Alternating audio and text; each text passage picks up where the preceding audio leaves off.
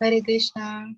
હરે કૃષ્ણ. બધાનું ખૂબ ખૂબ ખૂબ હૃદયપૂર્વક સ્વાગત છે ઇસ્કોન મેંગલુરુ શ્રી શ્રી રાધા ગોવિંદ ટેમ્પલ નનતુર તરફથી online Shrimad Bhagavad Gita course level 1 38મી બેચ અને અધ્યાય ત્રીજાની ચર્ચા કરવા માટે ખૂબ ખૂબ ખૂબ હૃદયપૂર્વક સ્વાગત છે ફરી. તો શરૂઆત કરીશું આજનો અધ્યાય. અને આપણને બધાને હવે ખબર છે કે અધ્યાયની શરૂઆત કરતા પહેલા આપણે મંગલાચરણથી શરૂઆત કરીએ છીએ. રાઈટ, શરૂઆત કરશું. ભગવાન શ્રી શ્રી રાધા ગોવિંદજીના ચરણોમાં વંદન કરીશું. મ્યુટ કરી દેજો, બેકગ્રાઉન્ડમાં જેનું માઇક ચાલુ હોય પ્લીઝ. ઓકે, આપણા કો હોસ્ટ આવી ગયા છે. હીર માતાજી આવી ગયા, પ્લીઝ હેન્ડ રેસ કરજો ને. ઓકે ચલો, બેકગ્રાઉન્ડ નોઇસ નું તમે ધ્યાન રાખજો માતાજી. ઓકે, અમે પણ જોઈન થઈ જશે. Thank you.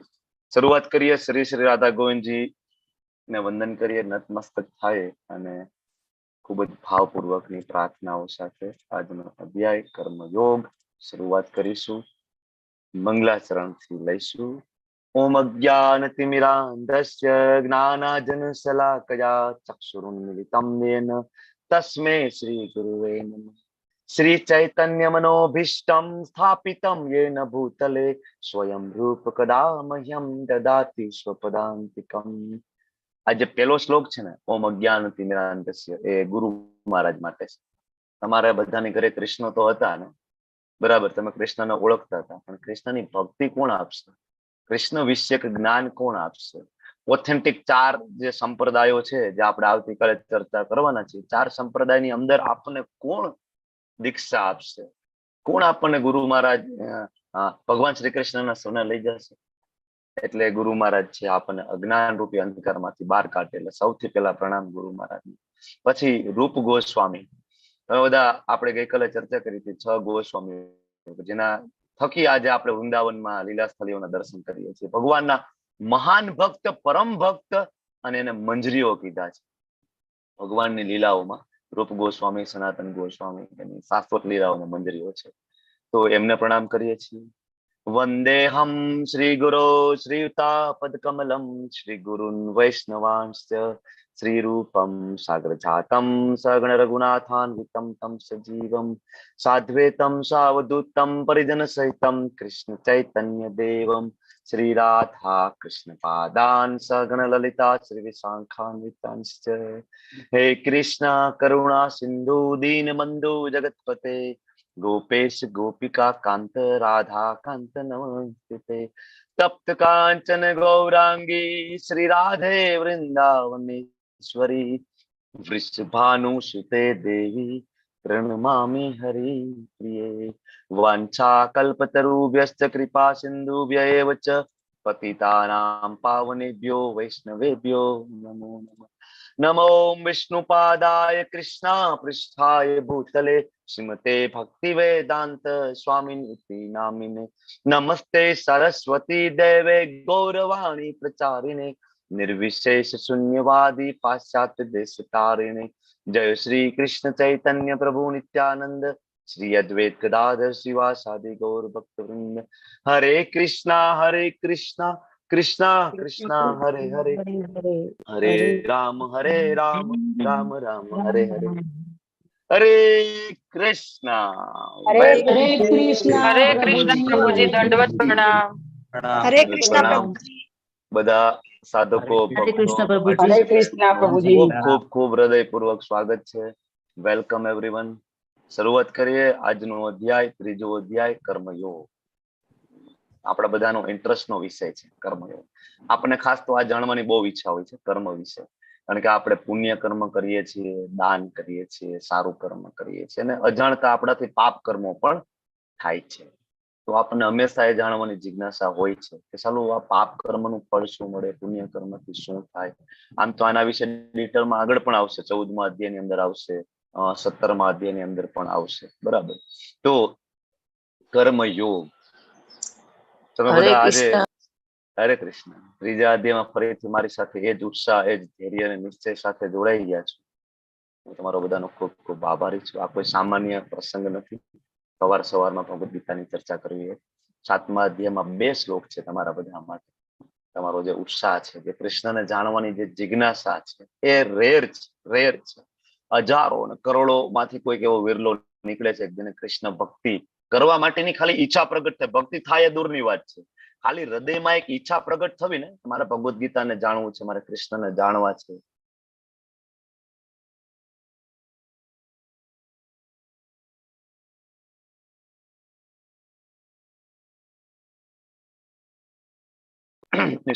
કર્મ યોગ એટલે શું, તફાવત શું છે? હરે કૃષ્ણ, બોલો. મારો અવાજ આવે છે? હરે કૃષ્ણ. હરે કૃષ્ણ પ્રભુ. કટ થઈને આવે છે? કટ થઈને આવે છે. હવે આવે છે. એક જ. ઓકે. તમે જવાબ આપો. કર્મ અને કર્મયોગનો તફાવત ત્યાં સુધીમાં એક સેટિંગ કરી લઉં છું. ચલો જિજ્ઞેશ દરબારજી, તમે બધાને પૂછો, તમને બધા આન્સર લો બધા પાસે. કર્મ અને કર્મયોગનો તફાવત. બોલો માતાજી. હરે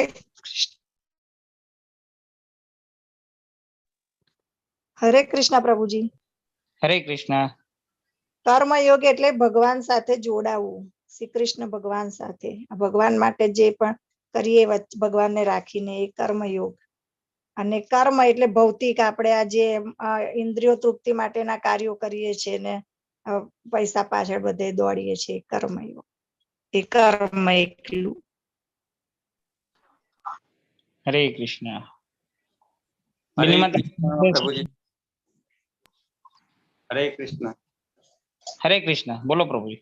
કર્મ એટલે ભૌતિક પ્લેટફોર્મ પર સારું કામ, આપણે જે દાન પુણ્ય કરીએ છીએ એ, અને ભગવાનના જે આદેશો છે એ અનુસરીને જે કર્મ કરીએ છીએ, કર્મ યોગ કહેવાય એને. એ બધું કર્મ કઈ રીતે કરવું એ ભગવદ્ ગીતામાંથી આપણે શીખવાનું છે. બરાબર. હરે કૃષ્ણ.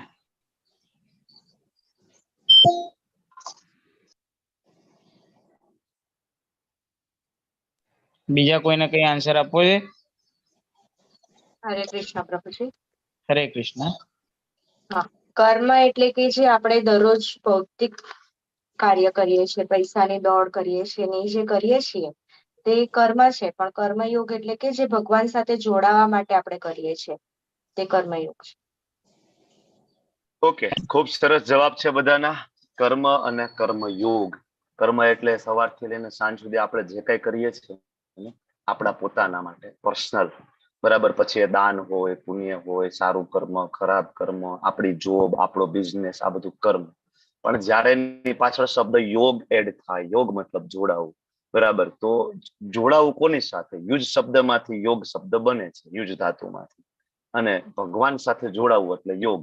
જ્યારે પાછળ યોગ લાગે છે, મતલબ કે કર્મ કૃષ્ણ ભાવનામૃતમાં થાય, ભગવાનને પ્રસન્ન કરવા માટે થાય, આસક્તિ વગર થાય, એને સાચો કર્મયોગ કહેવાય. તો જાણીએ કર્મ વિશે આજે, બરાબર. આપણે પહેલા દિવસે ચર્ચા કરેલી હતી કે ભગવદ ગીતામાં મુખ્ય 5 વિષય છે. એની અંદર ભગવાન, જીવ, પ્રકૃતિ, કાલ અને કર્મ. આ 5 વિષયો જે છે એમાંથી એક વિષયને તમે બદલાવી શકો છો. કયો વિષય છે? ભગવાનને બદલાવી શકાય છે? કર્મ. પ્રકૃતિને બદલાવી શકાય? ના બદલાવી શકાય. અચ્છા, કાળ આપણા હાથમાં છે, સમય એને બરાબર.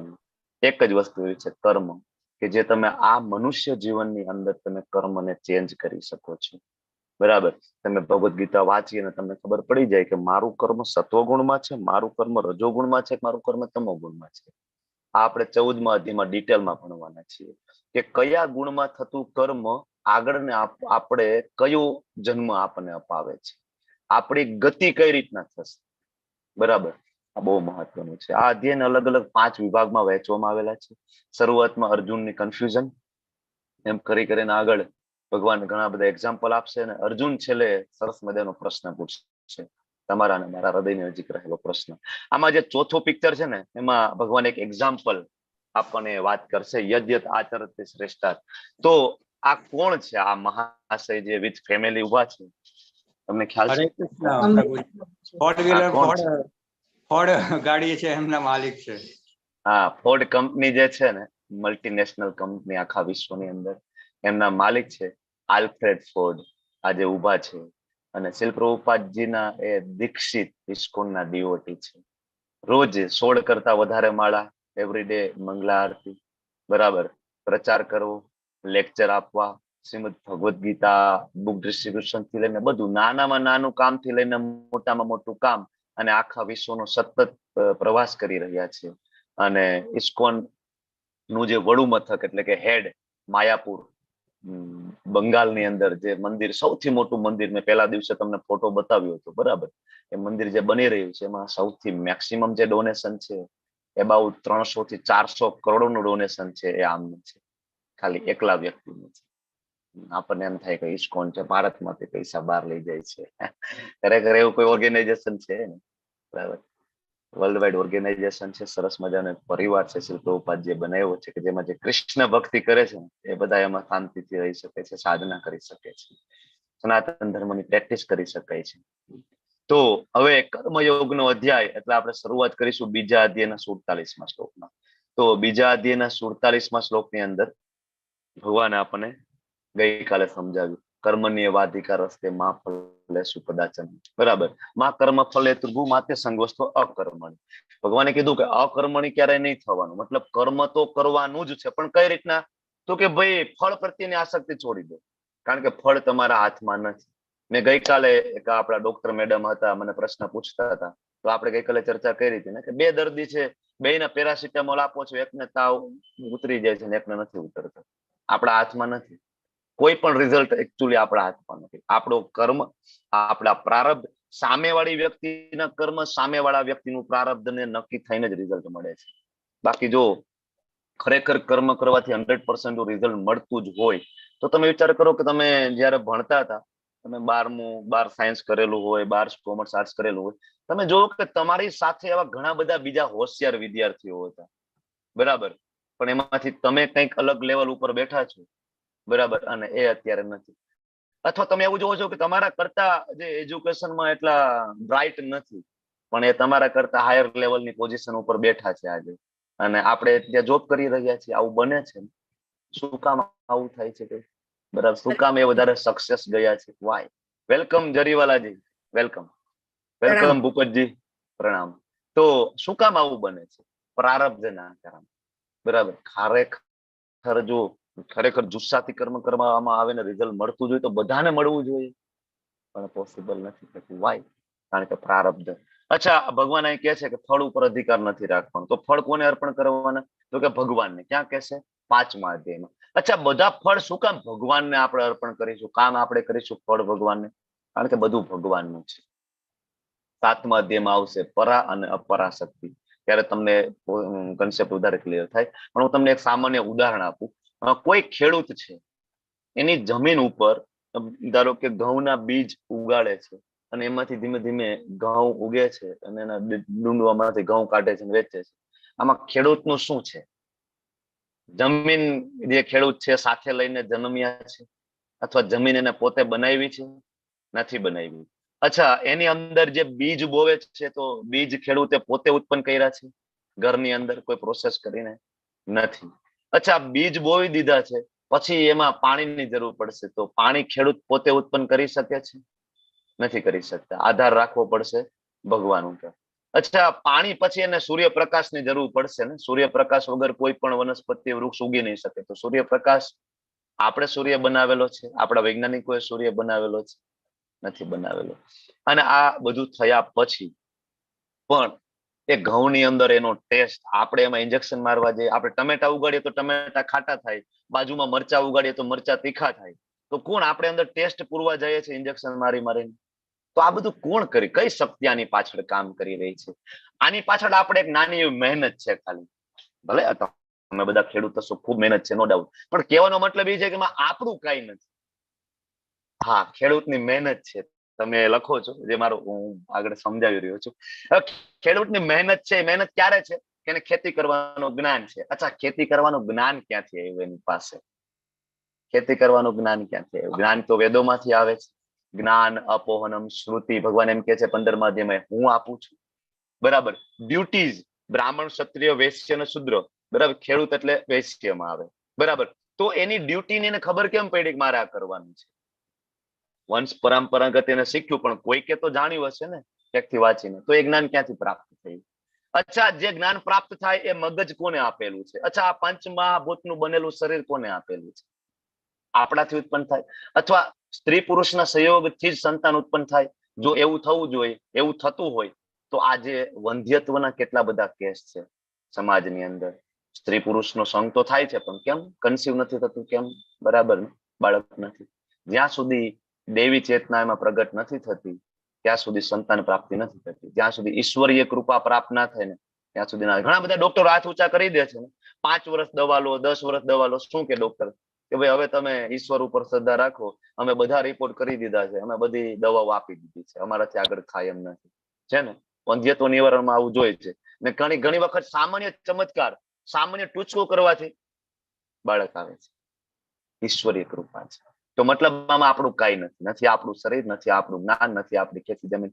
એટલા માટે ભગવાન ભગવદ ગીતામાં કહે છે. અને બીજું, આ આખી પ્રોસેસ છે ને એ પાપમય છે, ટોટલ પાપમય છે આખી પ્રોસેસ. તમે ખેતરની અંદર જયારે ખેતર ખેડો છો, કેટલા બધા જીવજંતુ મરી જાય છે. પછી ઘઉં ઉગે છે, તમે દવા છાંટો છો, કેટલા બધા જીવજંતુ મરી જાય છે. તો આ ટોટલ પ્રોસેસ આખી પાપમય છે. તો આ જો પાપમાંથી બચવું હોય ને તો ભગવાન કહે છે ફળ મને અર્પિત કરી દો, અને પ્રસાદ સ્વરૂપે ગ્રહણ કરો. એવું નથી ભગવાનને ફળ અર્પણ કરી દે તો ભગવાન એનો ફ્રૂટ સલાડ બનાવીને પોતે પી ગયા, એવું નથી. ભગવાનને ભોગ લગાડો તો ભગવાન તમને પ્રસાદ આપે છે. તો આ અધ્યાયમાંથી આપણે આ સૌથી મહત્વનો કન્સેપ્ટ છે શીખવાનો છે કે પેલા સ્વામિત્વની ભાવના છોડી દઈએ કે હું કરું છું ને એટલે રિઝલ્ટ મળે છે ને, એક આ ભૂલી જાય. પેલી વસ્તુ છે. બરાબર? તમે અને હું એક નિમિત્ત છીએ. તમને કઈક અલગ ડ્યુટી આપેલી છે. હું ડોક્ટર છું તો મને ભગવાને કઈક અલગ ડ્યુટી આપેલી છે. મારું કામ છે દર્દીઓની સેવા કરવાનું, એને રિઝલ્ટ આપવાનું. અચ્છા, મારાથી રિઝલ્ટ મળશે? ના, હું માત્ર નિમિત્ત છું. ઈશ્વરીય કૃપા નહીં હોય ત્યાં સુધી રિઝલ્ટ મળતું નથી, શક્ય જ નથી. સામેવાળા દર્દીનું પ્રારબ્ધ હોવું જોઈએ મટવા માટે. એનું જ કર્મ એવું હશે કે એને ભોગવવાનું જ છે, તો તમે ગમે એટલી હાઈ ક્લાસ ટ્રીટમેન્ટ આપી દો, રિઝલ્ટ નથી મળતું. આપણે જોઈએ છીએ. તો આ સાથે અધ્યાય 3 અને 1 શ્લોકમાં આગળ વધીએ. અર્જુન ઉવાચ જ્યાયસી ચેત કર્મસ્તે મતા બુદ્ધિર્જનાર્દન તત કિમ કર્મણિ ઘોરે મામ નિયોજયસી કેશવ. હે કેશવ, હે જનાર્દન. અહીંયા અર્જુન પ્રશ્ન પૂછે છે. તમે તો બુદ્ધિને સકામ કર્મ કરતા શ્રેષ્ઠ માનો છો ને, કારણ કે તમે તો મને આગળના અધ્યાયમાં કીધું છે, બીજા અધ્યાયના 49 શ્લોક છે, એમાં તમે મને સમજાવ્યું 2.49 શું? દૂરેણ હિ અવરમ કર્મ બુદ્ધિ યોગા ધનંજય. હે ધનંજય, હે અર્જુન, દૂરથી જ ઘૃણાસ્પદ કર્મનો તું ત્યાગ કરી દે અને બુદ્ધિ યોગનો ઉપયોગ કર. ભગવાન તમે મને બીજા અધ્યાયમાં એવું કહ્યું કે બુદ્ધિ છે ને એ વધારે શ્રેષ્ઠ છે, બરાબર? જ્ઞાન છે એ વધારે શ્રેષ્ઠ છે. અને પછી તમે મને એમ કહો છો ભગવાન કે તું યુદ્ધ કર. મને કન્ફ્યુઝન થાય છે ભગવાન, મારે શું કરવું જોઈએ? એકચ્યુઅલી એમાં થયું એવું કે પેલા અધ્યાયમાં અર્જુને 5 પ્રશ્ન રજૂ કર્યા ને. ભગવાનને કહ્યું ભગવાન કરુણા, પાપનો ભય, કોઈ આનંદ નથી, પરંપરાનો નાશ, અનિર્ણયતા, બરાબર? આ દલીલો રજૂ કરી. પણ ભગવાને એવું કર્યું કે બીજા અધ્યાયમાં બધું આપી દીધું. બીજા અધ્યાયની અંદર જ્ઞાન યોગ આપી દીધો, સકામ કર્મ યોગ, નિષ્કામ કર્મ યોગ, ભક્તિ યોગ, બરાબર? થોડું હઠ યોગ, બધું ટચ કરાવીને બધું આપી દીધું, એક સાથે પીરસી દીધું. અર્જુન કે હું કન્ફ્યુઝ થઈ ગયો, મારે કરવાનું શું છે? મને કહો, યુદ્ધ કરું કે ના કરું? મારે આટલો જ જવાબ જોઈએ છે. તમે કન્ફ્યુઝ કરો છો કૃષ્ણ. એટલે ભગવાન અર્જુન પૂછે છે, અને અહીંયા જનાર્દન તરીકે સમજો. ભગવદ ગીતામાં જયારે અર્જુન ભગવાનને કઈક નામથી સંબોધન કરે છે, નામનો અર્થ છે એ શ્લોક મુજબ એનો અર્થ છે. જનાર્દનનો અર્થ શું છે કયો મને? શું કામ અહીંયા જનાર્દન કીધું છે? અહીંયા માધવ કેમ નહીં? અહીંયા વાસુદેવ કેમ નહીં? કેમ જનાર્દન? કેમ અહીંયા કેશવ તરીકે સંબોધન કર્યું? વાય? બોલો. હાજી બોલો, બેની માતાજી બોલો. લોકોનો પાલનહાર એટલે કે જનાર્દન. તો તમે લોકોનું પાલન કરો છો તો પછી મને કેમ યુદ્ધ કરવા પાછળ પ્રેરો છો? એમ કે અને કેશવ, બીજું કેશવનું બોલો. એટલે કેશી નામના દૈત્ય હતા, તેમનું વધ કર્યું હતું, એટલે કેશવ. હે ભગવાન, હે કૃષ્ણ, તમે તો જનાર્દન છો. તમે જનનું અર્દન કરવા વાળા છો. અર્દન કરવું એટલે પાલન કરવું. હે ભગવાન, હે કૃષ્ણ, તમે પાલન કરતા છો. અને તમે મને એમ કહો છો કે બધાને મારીને, આ તો તમારા નામ કરતા વિરોધી છે. હે કેશવ, કેશવ એટલે ભગવાને કેસી દૈત્યનો નાશ કર્યો હતો. કેસી એટલે વિશાળ ઘોડાના સ્વરૂપમાં એક રાક્ષસ આવેલો હતો, જે કંસ દ્વારા મોકલેલો હતો. અને ભગવાન કૃષ્ણ નાના એવા એના મોઢામાં હાથ નાખી અને કેસી દૈત્યનો વધ કરી દીધો. એ કેસી દૈત્ય કેવડો હતો તમને ખબર છે? કેસી દૈત્ય ઉભો હોય એ ઘોડો તો એની આજુબાજુમાં વાદળાઓ ચકેડીઓ મારતા હતા, વાદળાઓ. અને એના જે ઘોડાની ગળામાં અને ઉપર રહેલી જે વાળની જે ઝાલર હોય ને, એ ઝાલરો ખાલી આ રીતના ફફડે ને તો વાદળાઓ દૂર ભાગી જાય. એટલો મોટો કેસી દૈત્ય હતો. ભગવાન કૃષ્ણ એના મોઢામાં હાથ નાખી અને એના પ્રાણ ખેંચી લીધા હતા. તો ભગવાન તમે આવડા મોટા કેસી દૈત્યનો વધ કર્યો છે ને, તો મારા મગજમાં રહેલો આ શંકા નામનો દૈત્ય છે ને, આનો તમે વધ કરો ને ભગવાન. એટલા માટે જનાર્દન અને કેશવ. અર્જુનની મૂંઝવણ છે, ભગવાન ત્યાગ કરું કે હું કર્મ? ભગવાન તમે કહો તો હું હિમાલયની ગુફામાં જઈને ભગવદ ગીતા વાંચવા માંડું. કારણ કે તમે કીધું બુદ્ધિ યોગ જ ધનંજય. તમે કહ્યું કે બુદ્ધિ યોગ શ્રેષ્ઠ છે. તમે આગળ જ્ઞાન યોગ સમજાયું. અને એક બાજુ તમે એમ કહો છો કે કર્મ એટલે કે હું યુદ્ધ કરવા માંડું. મારે કરવાનું શું છે? શું કરવું?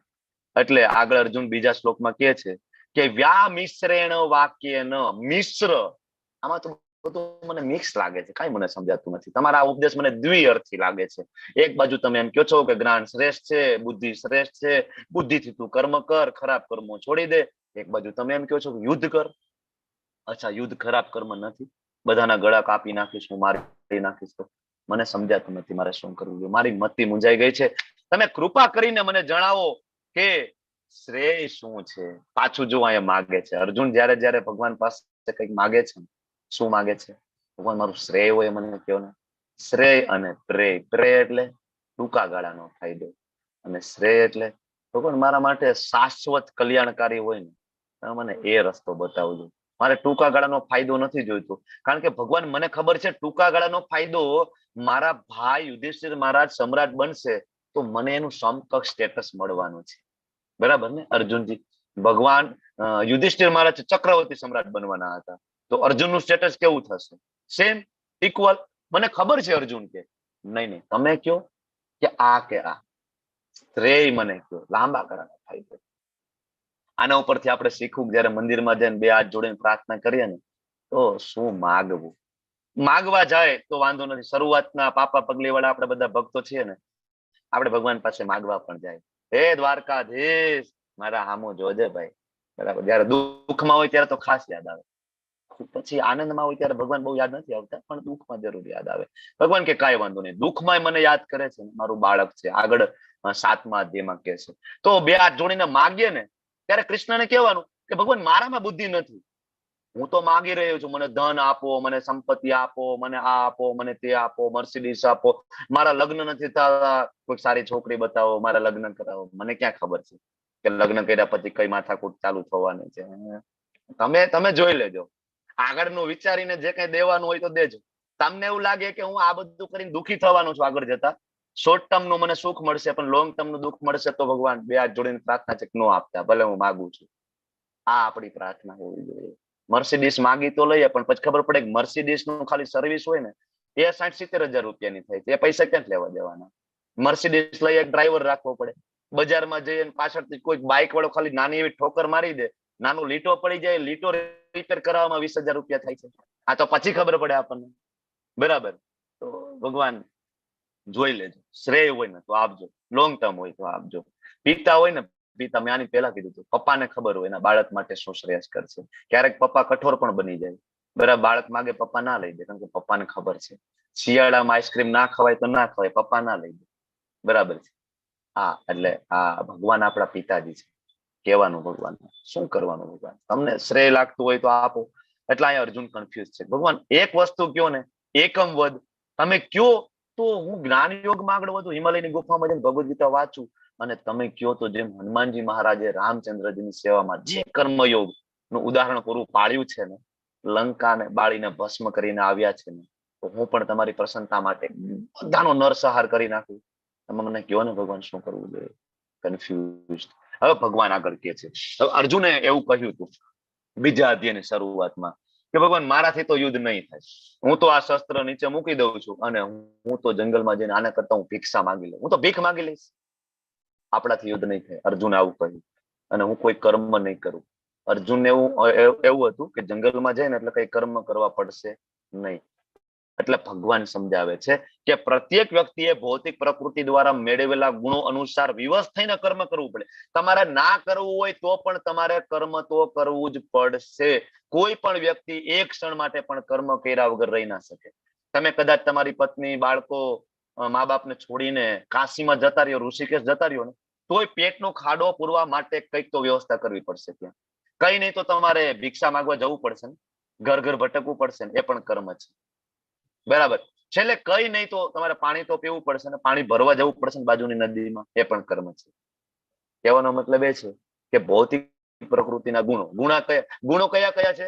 14મા અધ્યાયમાં આવશે. સત્વ, રજ અને તમ, આ 3 ગુણો છે. પૂર્વ જન્મના તમારા જે કઈ કર્મ હશે એ કર્મ મુજબ આ જન્મની અંદર તમને એક પ્રકારનું ફેમિલી, એક પ્રકારની જાતિ, એક પ્રકારનો ધર્મ, એક પ્રકારનો લોકેશન, એક પ્રકારનો દેશ, એક પ્રકારનો સંપ્રદાય, એક પ્રકારના મિત્ર તમને પ્રાપ્ત થશે. આ ટોટલ વેલ પ્લાન છે. કઈ એવું નથી કે તમારો અચાનક આજે જન્મ થઈ ગયો છે. ના ના, અચાનક નહીં, ટોટલ કેલ્ક્યુલેટેડ છે. તમારા આ કર્મ એટલે આ તમારો પરિવાર હશે, તમારા મા બાપ આવા હશે, તમારી પત્ની આવી હશે, તમારી સાસુ આવી હશે, બરાબર. સાસુ બહુ માથા ભારે હશે અથવા વહુ બહુ માથા ભારે હશે. અચ્છા, કોના કારણે છે? માત્ર ને માત્ર તમારા કર્મનું રિઝલ્ટ તમારી સામે ઊભું છે, બીજું કઈ જ નથી. ઓકે, તો એક ક્ષણ માટે પણ કોઈ કર્મ કર્યા વગર રહી શકતું નથી. Never never. ભગવાન અર્જુનને ના પાડે છે. હવે ધારો કે ભગવાન અહીંયા છે ને, અર્જુન એમ કે છે હું બધું છોડીને જતો રહું છું જંગલમાં, અને હું ત્યાં જઈને જ્ઞાન યોગમાં આગળ વધીશ. ભગવાન, હું તો સંન્યાસ લઈ લઉં છું. પણ અહીંયા અર્જુનને જંગલમાં જવાનું કારણ શું હતું? તો કે એને છે ને ગુરુ દ્રોણ અને પિતામહ ભીષ્મ પ્રત્યે આસક્તિ હતી. હવે આવી આસક્તિના કારણે કોઈ સંન્યાસ લઈ લે તો એ સંન્યાસ અધૂરો છે. સંન્યાસ ક્યારે લેવો જોઈએ? ક્યારે કે જ્યારે ભગવાનમાં અપાર શ્રદ્ધા અને અપાર પ્રેમ પ્રગટ થાય અને સંપૂર્ણ ભૌતિક જગત પ્રત્યે વિરક્તિ જો થઈ જાય, તો આ એક કારણ છે સંન્યાસ લેવાનું. જે આપણે 16મા અધ્યાયના દૈવી ગુણોમાં પહેલો ગુણ અભયમ નામનો ગુણ જયારે ભણશું ને, ત્યારે આપણે એની ચર્ચા આગળ કરવાના છીએ. એટલે સંન્યાસ લેવા માટેનું વિધાન છે, પણ ક્યારે? આમ તો જનરલી આખી ભગવદ ગીતામાં ભગવાન ક્યારેય ડાયરેક્ટલી નથી કહેતા તમે સંન્યાસ લો. ભગવાન ઉલટાનું વારંવાર કહે છે ગૃહસ્થાશ્રમમાં રહો, ભક્તિ કરો ને સરળ છે. હિમાલયમાં નથી જવું, ખોટી તપશ્ચર્યા નથી કરવી, એક પગે ઊભું નથી રહેવું. ભગવાન બહુ ક્લિયર છે ભગવદ ગીતા. એને ખબર છે કે આપણે બધા કળિયુગના જીવો છીએ, નહીં થાય આપણાથી. બરાબર. તો આ ભગવાન શું કહે છે કે અર્જુન, કદાચ તું છે ને ભાઈ જતો તો રહીશ, બરાબર, બધું કંટ્રોલ કરીને જંગલમાં તો જઈશ ને, પણ તું તો છો ક્ષત્રિય. ક્ષત્રિય છો ને, એટલે ત્યાં જઈને જંગલમાં કઈક ખોટું થતું હશે ને, તું તરત ત્યાં ઉભો થઈ જઈશ કે ક્ષત્રિય છો, મારી સામે અધર્મ કેમ થાય. અત્યારે તો ભીષ્મદેવ છે, ગુરુદ્રોણ છે, એટલે તું ના પાડે છો. પણ જયારે આના સિવાયની કોઈ વ્યક્તિ હશે જંગલમાં અને અધર્મ થશે, તું ઉભો થઈ જઈશ, પાછો તલવાર ખેંચી લઈશ. તો સંન્યાસ લેવાનો ઉદ્દેશ્ય શું હતો? ભગવત પ્રાપ્તિ. પણ તું તો ત્યાંય તલવાર ખેંચી લેવાનો છે, બરાબર. તો ઉદ્દેશ્ય સાર્થક થયો નહીં. તો ભગવાન એમ કે છે કર્મ ઇન્દ્રિયોમાં કાબુમાં રાખો, પણ મનમાં ઇન્દ્રિય વિષયનું ચિંતન કરવાનું. તો પોતાને ક્ષેત્રે છે ને, આવો સંન્યાસી ઢોંગી કહેવાય. તમે જો આ બાજુમાં એક મહાત્મા છે, તમે જો સંન્યાસ લઈ લીધો છે, પણ તમને એવું શું લાગે છે કે એને ખરેખર એ ના કરવું જોઈએ, ના હોવું જોઈએ? શું લાગે છે તમને? ભૂમિ જોશીજી બોલો. નવા પાર્ટિસિપન્ટ આવો ને આગળ, મને ખૂબ આનંદ થશે. ભૂમિજી બોલો. એમાં જે સાધુજી ભૂમિજી. છે એ હાથમાં ફોન લીધો છે અને સિગારેટ હા. પણ લીધી છે હાથમાં. ઓકે, બોલો. બીજા કોઈને કઈ કહેવું છે? જો ભાઈ, સંન્યાસ તો લઈ લીધો. વૈભવીજી લખે છે બધું છોડી દીધું. અચ્છા, સંન્યાસ શેના માટે લેવાનો હોય ખબર છે? સંન્યાસનો અલ્ટિમેટ ઉદ્દેશ્ય શું છે? સંન્યાસનો અલ્ટિમેટ ઉદ્દેશ્ય છે ભગવાન કૃષ્ણના ચરણોમાં ભક્તિ પ્રાપ્ત કરવી, રામચંદ્રજીના ચરણોમાં ભક્તિ પ્રાપ્ત કરવી. અને જે લોકો આપણા જેવા ગૃહસ્થો જે ઘોર અંધકારમાં ડૂબેલા છે, ઘોર નિંદ્રામાં સૂતેલા છે, તમને એમ થાય કે અમે તો ઉઠી ગયા છીએ પ્રભુજી, 8:30 વાગ્યા, એ નિંદ્રાની વાત નથી. આ નિંદ્રા છે અજ્ઞાનની.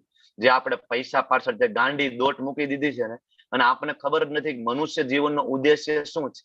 અચ્છા, જન્મ શેના માટે થયો? પૈસા માટે જન્મ થયો? ખાવા માટે જન્મ થયો? મજા કરવા માટે જન્મ થયો? સુવા માટે જન્મ થયો? અથવા મૈથુન માટે જન્મ થયો? શરીર સુખ માટે? આ બધી વસ્તુ છે ને શેરીના કૂતરા પણ કરે છે. શેરીના કૂતરા એની બખોલ બનાવે છે, એને સંતાનો થાય છે, એ મજા કરે છે, એ ખાઈ પીવે છે, બધું કરે છે. તો આપણા અને શેરીના કૂતરામાં ફેર શું છે? આપણને એક અલગ વસ્તુ આપી છે. શું? કે આપણને અથાતો બ્રહ્મ જિજ્ઞાસા થાય, હું કોણ છું, શું કામ આયા છું, હું મારો ઉદ્દેશ્ય શું છે આ જીવન, આ પ્રશ્ન થવો જોઈએ. બરાબર. તો તમે જો કે આ સંન્યાસનો ઉદ્દેશ્ય છે. હવે સંન્યાસ લઈને જુનાગઢની ગુફામાં બેસીને જો ગાંજો જ ફૂકવો હોય અને જો ચલમ જ પીવી હોય અને જો બિસ્ટોલ જ પીવી હોય ને, તો આ તો ગૃહસ્થ કરી જ રહ્યા છે. આપણે બધા સંસારમાં રહીને માવા ખાય, પાન ખાય, ચલમો પીએ જ છે. બિસ્ટોલ પીવી મતલબ તમે તમારી ઇન્દ્રિયોને સંતોષ કરો છો. મને મજા આવે એવું કરું. બરાબર. મોટા મોટા અખાડા ખોલીને માયાભાઈ આહિરને બોલાવીને કથા, બરાબર, પછી ત્યાં હાસ્ય કલાકારને બોલાવીને એમાં આપણે તાલીઓ પાડીને મજા, તો એ તો ગૃહસ્થો કરે જ છે. સંન્યાસીઓનો આ વિધાન જ નથી, અને આ કરવાનું નથી. સંન્યાસીઓ ભગવત ભક્તિ કરવાની છે ને બીજા બધાને ભક્તિમાં લાવવાના છે. અલ્ટિમેટ ઉદ્દેશ્ય છે.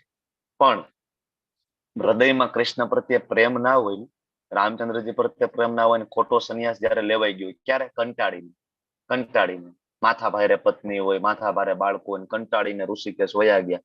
પણ ત્યાં જેને પાછું જે જૂના હતા ને વિચારો, જે ઇન્દ્રિય તૃપ્તિની ઈચ્છાઓ, એ ત્યાં પાછી ચાલુ થશે. અહીંથી તો પત્નીને છોડીને ત્યાં ગયા, ત્યાં નવા લગ્ન કરીને પાછા બેઠા હોય અખાડામાં. આવા કેટલાય સાધુઓ છે. બરાબર. અહીંથી તો સંસાર છોડીને ગયા અને ત્યાં જઈને પોતાનો નવો સંસાર જ ઉભો કરી દે, અખાડો ખોલીને. એક સંસાર જ છે પાછો. બરાબર. કારણ કે એમાં પાછી મજાના જ વિષયો હોય છે બધા. તો એ મજાના વિષયો બંધ કરીને બધાને ભક્તિમાં લાવવું, આ ઉદ્દેશ્ય છે સંન્યાસીઓનો. એટલે ભગવાન ના પાડે છે કે જ્યાં સુધી હૃદયની અંદર અભયમ નામનો ગુણ ના હોય, સંન્યાસ લેવાની જરૂર નથી. નરસિંહ મહેતાએ, બરાબર, અભયમ ગુણ હતો, કૃષ્ણ પ્રત્યે સંપૂર્ણ શરણાગત, બરાબર, ખૂબ જ પ્રેમ કૃષ્ણ પ્રત્યે, તો ક્યાં સંન્યાસ લીધો છે એને? છતાંય ગૃહસ્થાશ્રમમાં રહ્યા અને દ્વારકાધીશ દોત મુકતા હતા ને. બરાબર. હવે આવું જ એક સરસ મજાની કથા શ્રીમદ ભાગવતમની અંદર છે. ભરત રાજાની કથા છે. બરાબર. સંન્યાસ લીધા પછી નાની એવી ભૂલનું શું પરિણામ આવે, બરાબર, એને માટેની આ કથા છે. ભરત રાજા સમ્રાટ હતા, ચક્રવર્તી સમ્રાટ, ખૂબ જ ગુણ સંપન્ન, જ્ઞાનવાન, સંપત્તિ, અઢળક સંપત્તિઓના માલિક, અને રાજ્ય એટલે કે રામ રાજ્ય. આ એ જ ભરત રાજા છે કે જે ઋષભદેવના પુત્ર છે, અને આ એ જ ઋષભદેવ છે કે જે ભગવાન કૃષ્ણના જ અવતાર છે. શ્રીમદ ભાગવતમ સ્કંદ 1 અધ્યાય 3 વાંચો ને, એમાં ભગવાનના અવતારોનું લિસ્ટ છે. આ લિસ્ટ બહારનો કોઈ ભગવાનનો અવતાર નથી. બરાબર. એટલે અમુક સંપ્રદાયમાં પોતાના પૂર્ણ પુરુષોત્તમ, પોતાના ભગવાન એસ્ટાબ્લિશ કરેલા છે. તો ભવિષ્ય પુરાણની અંદર અને ભાગવતમની અંદર બહુ ક્લિયર કટ છે ભગવાન કોણ છે. શિવજીએ બ્રહ્મ વૈવર્ત પુરાણની અંદર બહુ ક્લિયરલી કહ્યું છે કે ભગવાન કોણ છે. હંમેશા શાસ્ત્રો વાંચો, શાસ્ત્રોને ફોલો કરો અને પછી સમજો શું કરવાનું. તો આ ભરત રાજા ઋષભદેવના પુત્ર, જેના ઉપરથી આપણા દેશનું નામ ભારત છે, આ એ ભરત રાજા છે. તો હવે ગુરુકુળમાં એમનું એજ્યુકેશન થયું અને એને ખબર હતી કે મનુષ્ય જીવનનો ઉદ્દેશ્ય શું છે. તો 4 આશ્રમ છે, તમને ખબર છે ને?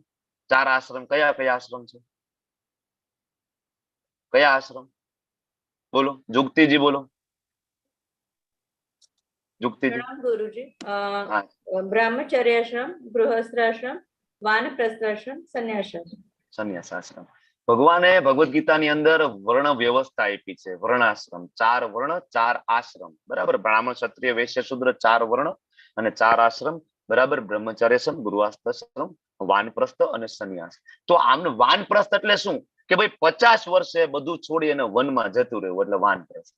25 વર્ષ બ્રહ્મચર્યાશ્રમ, ગુરુકુળમાં રહેવાનું, એજ્યુકેશન લેવાનું. 25 વર્ષ પત્ની બાળકો સાથે રહેવાનું, બાળકોને સેટ કરી દેવાના. 50 વર્ષ પૂરા થાય 51 વર્ષે વનમાં. 25 વર્ષ સુધી ખૂબ તપ જપ બધું કરવાનું. 75 વર્ષે કમ્પ્લીટલી સંન્યાસ. બરાબર. Total detachment, complete detachment. આ વિધાન છે શાસ્ત્રમાં. તો અમને ખબર હતી કે વાનપ્રસ્થ લેવાનું છે. બધા એમના પત્ની પંચજની અને એમના 5 પુત્ર છે. સુદર્શન, આવરણ, ધૂમકેતુ, સુમતી, આ બધા એમના પુત્ર છે. ખૂબ જ વિનંતી કરે છે કે રોકાઈ જાવ ને પપ્પા, ના જાવ ને. તો કે છે ના ના, જો મને તો ખબર છે, અથવા તો બ્રહ્મ જિજ્ઞાસા, મારે જંગલમાં જવું છે, ભગવાનની પ્રાપ્તિ કરવી છે. અને જાય છે. ક્યાં જાય છે? નેપાળની બાજુમાં ગંડકી કરીને એક નદી છે, તમે નામ સાંભળ્યું છે, ગંડકી નદી. તમે જે શાલિગ્રામ ભગવાનના દર્શન કરો છો ને, એ શાલિગ્રામ ભગવાન ત્યાં પ્રગટ થાય છે, ગંડકી નદીમાં. આખા વિશ્વમાં શાલિગ્રામ ભગવાન ગંડકી નદીમાં પ્રગટ થાય છે. અને તમને બધાને ખબર છે, હમણાં અયોધ્યામાં પ્રભુ રામચંદ્રનું વિશાળ ભવ્યાતિ ભવ્ય મંદિર બની રહ્યું છે. અને એમાં જે શ્રી વિગ્રહ, માતા સીતાજી અને રામચંદ્રજીના શ્રી વિગ્રહ જે બનશે ને, એ ત્યાંથી એ શિલાઓ લાવ્યા છે. ક્યાંથી? નેપાળથી.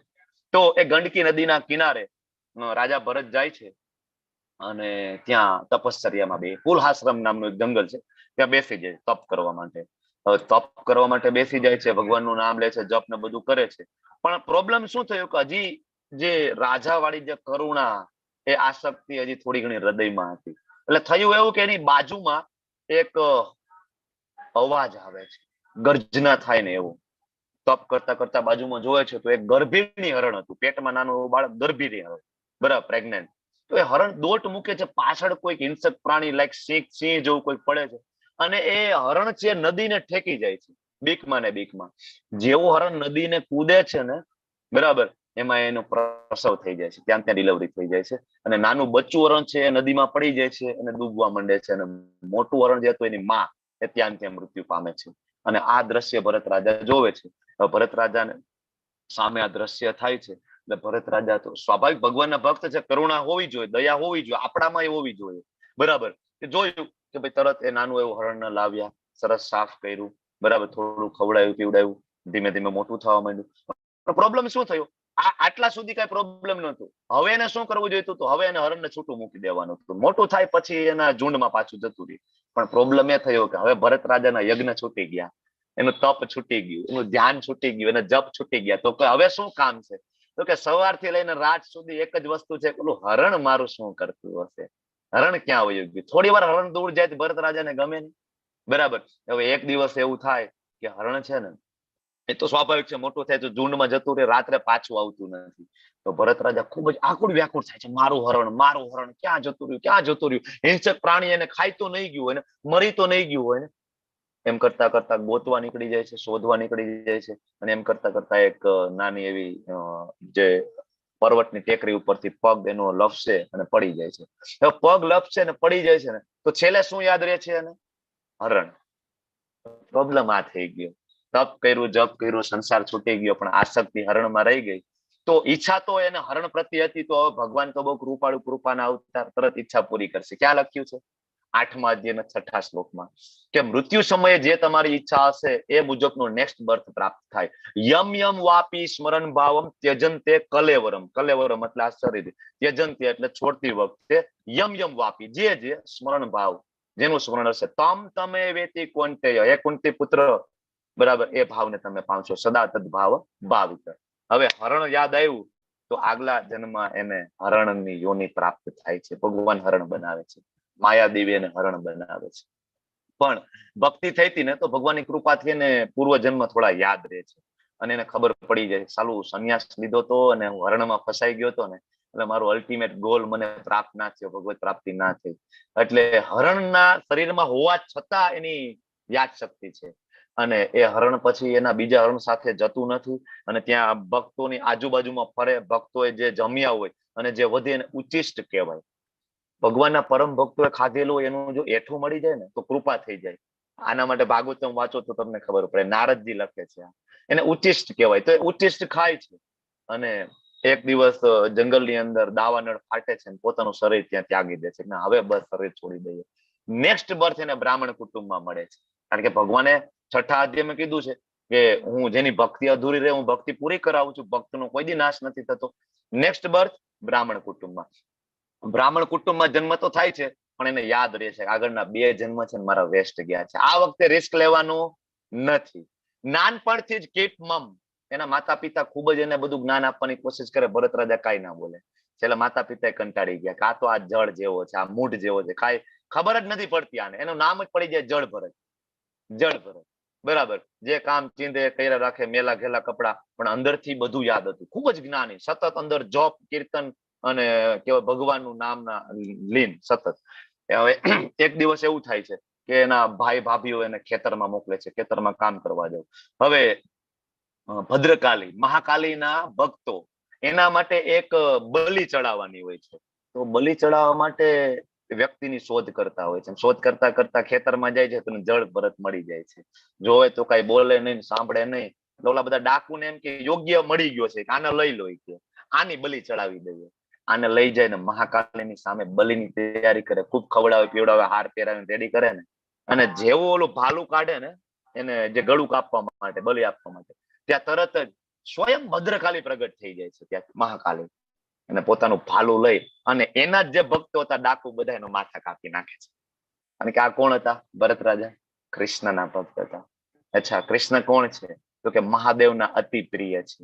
રામચરિત માનસ વાંચો, બ્રહ્મવૈવર્ત પુરાણ વાંચો, ખરેખર શિવ પુરાણ ખૂબ ભાવપૂર્વક વાંચો તો તમને ખબર પડે મહાદેવનો શું ભાવ છે. ભાગવતમ વાંચો તો ખબર પડે વૈષ્ણવા નામ યથા સંભો, બરાબર, એ મહાદેવ. એના પત્ની કોણ? પાર્વતી. અને એ જ કોણ? દુર્ગા કયો ભદ્રકાલી કયો એ જ છે.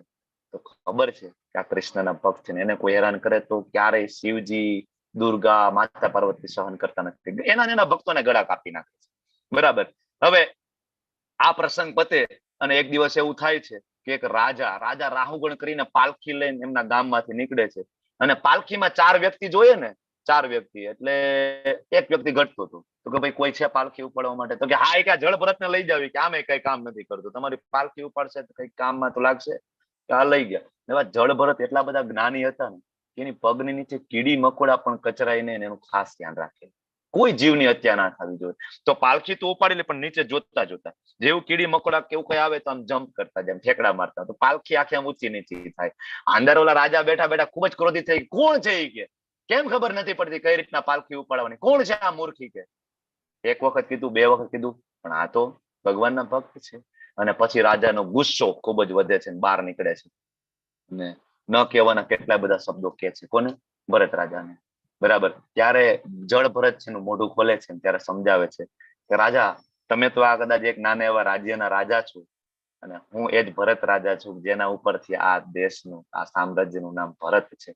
અચ્છા, તમે ભરત રાજા છો? તો કે હા, એ કે હું ભરત છું. કે મને 2 જન્મ મારા થયા છે, આ મારો 3જો જન્મ છે. બરાબર. અને હું આસક્તિમાં પડી ગયો, ફસાઈ ગયો છું, એટલે આ વખતે હું કઈ બોલતો નથી. અને પછી ભરત રાજા રાહુગણને ખૂબ જ જ્ઞાન આપે છે. અને રાજા રાહુગણ ત્યાં નતમસ્તક થઈ જાય છે, મારી ભૂલ થઈ ગઈ. બરાબર. અને એ પણ ભગવાનના ભક્ત બની જાય છે. તો આમાં પ્રોબ્લેમ શું થયો? પ્રોબ્લેમ એ થયો કે આસક્તિ રહી ગઈ ને તો સંન્યાસ તો લીધો પણ ઉદ્દેશ્ય સાર્થક થતા બીજા 2 જન્મ જતા રહ્યા. એટલે ભગવાન એમ કે છે કે ભાઈ એના કરતા તમે છે ને ગૃહસ્થાશ્રમમાં રહ્યો અને ભક્તિ કરો. આગળ ભગવાન એમ કે છે, હવે આપણા માટેનો આ શ્લોક છે કે કોઈ મનુષ્ય નિષ્ઠાવાન મનુષ્ય હોય કે ભાઈ નિષ્ઠા કરી છે, ભક્તિ તો કરશું. કર્મેન્દ્રિયોને મન દ્વારા નિયંત્રિત કરે. આપણે બધા શું કરીએ છીએ અત્યારે? આપણી કર્મેન્દ્રિયને મન દ્વારા કંટ્રોલ કરીએ, જ્ઞાનેન્દ્રિયને, કે ભાઈ જો ભક્તિમાં છે ને ડુંગળી લસણ ના ખવાય. શાસ્ત્રોમાં વર્ણન છે, આપણે ભગવદ્ ગીતામાં 17મા અધ્યાયમાં ભણવાના છે. શું કામ નહીં ખાય એની ચર્ચા પણ કરશું. પણ આપણે શું કરીએ? શરૂઆતમાંની પ્રેક્ટિસ કરીએ છીએ નહીં, આપણે કંટ્રોલ કરીએ છીએ. બરાબર. અને આપણે પ્રયત્ન કરીએ છીએ. અને જે આપણે કામ કરીએ કેવી રીતના કામ કરશું? અનાસક્ત થઈને કૃષ્ણ ભાવનામૃતમાં કર્મ કરશું. તો ભગવાન એમ કે છે કે આ વધારે ચડિયાતું છે. તમે સંસારમાં રહ્યો, તમારા બધા કર્મની અંદર સેન્ટરમાં કૃષ્ણને મૂકો. આને કહેવાય કૃષ્ણ ભાવનામૃત. અચ્છા, તમને એમ થાય કે ભાઈ કઈ રીતના મૂકીએ? હું તમને એક ઉદાહરણ આપું. તમે બધા માતાજીઓ છો, તમે બધા રસોઈ તો રોજે બનાવો છો ને, તમારા ઘર પરિવાર ફેમિલી માટે. પણ અત્યારે તમારો ભાવ શું છે? મારા પતિ માટે બનાવું, મારા બાળક માટે બનાવું. તમે ઘરે સરસ મજાનો ફોટો ઠાકોરજીનો રાખો અને ભગવાનને પ્રસન્ન કરવા માટે રસોઈ બનાવી છે. આ ભાવ સાથે સ્નાન કરીને સરસ મજાની રસોઈ બનાવીને ઠાકોરજીને ભોગ લગાડો તો એ તમારું કર્મ થઈ ગયું કૃષ્ણ ભાવનામૃત. અને એમાં રહેલા બધા પાપ કર્મો દૂર થઈ જાય છે. બરાબર. હમણાં આગળ શ્લોક આવશે, એમાં આપણે વધારે ઊંડાણપૂર્વક ચર્ચા કરશું. આ જે ફોટો છે તમે જો, જગન્નાથજી છે, કેટલી મોટી મોટી આંખો છે, કરુણાના અવતાર. ભગવાનના જેટલા પણ અવતાર છે એમાં સૌથી ટોપ મોસ્ટ કરુણાના અવતાર હોય ને તો જગન્નાથજી. તમને ખબર છે, બધા ભગવાનના દર્શન કરવા આપણે મંદિરે જવું પડે. ઇવન રાધા કૃષ્ણના દર્શન કરવા હોય ને તો અમારે મંદિરે જવું પડે. એ કઈ વિગ્રહ ચાલીને બહાર ના આવે. બરાબર. ઓલા નાના વિગ્રહ હોય એને વિજય મૂર્તિ કહેવાય, અથવા ચલિત વિગ્રહ હોય એ ક્યારેક બહાર લાવે, પણ જે ઓરિજિનલ ડિટીઝ હોય ને મોટા વિગ્રહ ક્યારેય બહાર ના આવે. રામચંદ્રજી ના આવે, માતા સીતાજી ક્યારે ના આવે. પણ એકમાત્ર ભગવાન એવા છે, જગન્નાથજી, બલદેવજી, સુભદ્રાજી, કે સ્વયં અષાઢી બીજ દર વર્ષે રથ ઉપર બિરાજમાન થઈ ડોલતા ડોલતા અને રોડ ઉપર નીકળે છે અને બધાને ભક્તિ પ્રદાન કરવા માટે આવે છે. એના હાથ કઈ રીતના છે જગન્નાથજીના? આ રીતે આમ હાથ છે. તમે જોજો. શું કામ આ રીતના હાથ છે? તો કે આવી જાઓ, હું તમને આલિંગન આપવા માટે તૈયાર છું. આવો ને, હું રાહ જોઉં છું તમારી. એની આંખો છે ઉપર પોપચા નથી, જે આપડા હોય ને બંધ થાય એ નથી. વાય? કારણ કે એક તો એ ક્યારેય સૂતા નથી. જગન્નાથપુરીમાં જગન્નાથજીનું મંદિર આમ જોઈએ તો ક્યારેય બંધ નથી થતું, માત્ર અડધી રાત્રે 2 કલાક માટે બંધ કરવામાં આવે છે. અને 2 કલાક બંધ થાય ત્યારે પણ ભગવાનને શયન આપવામાં નથી આવતું, કારણ કે ત્યારે દેવી દેવતાઓ ભગવાનના દર્શન કરવા આવે છે. 24/7 365 ડેઝ જગન્નાથજી જાગે છે, અનંતકાળથી. સતયુગથી મંદિર છે, અનંતકાળથી જાગી રહ્યા છે. વાય? એક ક્ષણ પણ મારા ભક્તો મારી કૃપા વગર ના રહી જવા જોઈએ. હું આંખ બંધ કરું અને કોઈ એકાદો ભક્ત ચૂકાઈ જાય તો, એટલે એને છે જ નહીં, પોપચા જ નથી. બરાબર, આ જગન્નાથજી છે. અને આજે તમે રાજા જોવો છો, રાજા રુદ્ર પ્રતાપ રુદ્ર, ત્યાંના રાજા, અને ઝાડુ મારે છે ત્યાં. બરાબર, તો રાજા થઈને પણ જગન્નાથજીની પ્રસન્નતા માટે ખરેખર રસ્તો સાફ કરતા હતા પુરીનો. તો ભગવાન એમ કે છે કે આ વધારે શ્રેષ્ઠ છે. હિમાલયની ગુફામાં જાવું ને એના કરતા ગૃહસ્થાશ્રમમાં રહ્યો, રથયાત્રા આવે ત્યારે સેવા કરો, રામનવમી આવે ત્યારે સેવા કરો, રોજે માળા કરો, મંગલા આરતી કરો, અને તમારું નિયત કર્મ છે કરો. આ ઉત્તમ છે, ભગવાન કે છે. સંન્યાસ લેવાની વસ્તુ આખી જુદી છે. હવે આગળ ભગવાન કે છે, આગળ નિયતમ કુરુ કર્મત્વમ કર્મ જ્યાયો હિ અક્રમણમ. હવે ઘણા બધા આ શ્લોક વાંચે ને, એટલે આ શ્લોક વાંચીને મોટા ભાગના તમે જોવો ને, આજે તો હજી આપણે નસીબ સારા છે કે 85 પાર્ટિસિપન્ટ છે, પેલા દિવસે 88 હતા. બરાબર, પણ જેમ આગળ વધશું ને એમાં પાર્ટિસિપન્ટની સંખ્યા ઘટશે. ઘણા બધા કર્મયોગ જાણીને ભાગી જાય. ભગવાને ભગવદ ગીતામાં કીધું છે કર્મ તો કરવું જ જોઈએ, કર્મ હિ પૂજા છે. કર્મ જ પૂજા છે, આવું ક્યાંય લખ્યું નથી. માનવ સેવા એ જ પ્રભુ સેવા છે, ક્યાંય લખ્યું નથી. તમે મને શાસ્ત્રના રેફરન્સ આપજો, ક્યાંયથી મને શ્લોક ઉપાડીને દેજો, ક્યાંય નથી. વેદો, ઉપનિષદો, પુરાણો ક્યાંય નથી. બરાબર, તો ઘણા બધા આ વાંચી લે. નિયતમ કુરુ કર્મત્વમ, કે નિયત કર્તવ્ય કર્મ કરો. કર્મ નહીં કરવા કરતા કર્મ કરવું વધારે સારું છે. કામ કર્યા વિના મનુષ્ય પોતાના દેહનો નિર્વાહ ના કરી શકે. ખાવા માટે તો જોઈએ ને, સિંહ હોય ને સિંહ, એને મહેનત કરવી પડે ને શિકાર માટે. ભગવાન સમજાવી રહ્યા છે કર્મ કરો. આ સરસ મજાનો એક ફોટો છે. આ શ્લોક અને આ પિક્ચર આપણને ખૂબ જ લાગુ પડે. કોણ છે ખબર છે? આ મહાત્મા વચ્ચે બેઠા છે દાઢી વાળા, એ ખબર છે તમને? સચ્ચિદાનંદ ભક્તિ વિનોદ ઠાકોર મહારાજ છે. કોણ છે ભક્તિ વિનોદ ઠાકોર? તો કે આપણી ગૌડીય વૈષ્ણવ જે પરંપરામાંના એક આચાર્ય છે. આપણા જે ગુરુ બધાના શિક્ષા ગુરુ એક શ્રી ભક્તિવેદાંત સ્વામી શીલ પ્રભુપાદ, એમના ગુરુ મહારાજ ભક્તિ સિદ્ધાંત સરસ્વતી ગોસ્વામી પ્રભુપાદ ઠાકોર મહારાજ, અને એમના પિતાજી એટલે ભક્તિ વિનોદ ઠાકોર મહારાજ છે. આ એના પિતા છે. મેજિસ્ટ્રેટ હતા અંગ્રેજોના સમયમાં, જજ સાહેબ હતા અંગ્રેજોના સમયમાં. હવે એ સમયે માણસો બેરિસ્ટર બનીને, વકીલ બનીને આવતા ને, તો અહીંયા આવીને રોપ જમાવતા, હું વકીલ છું. આ ભગવાનના ભક્ત ભક્તિ વિનોદ ઠાકોર જજ સાહેબ હતા ત્યારે.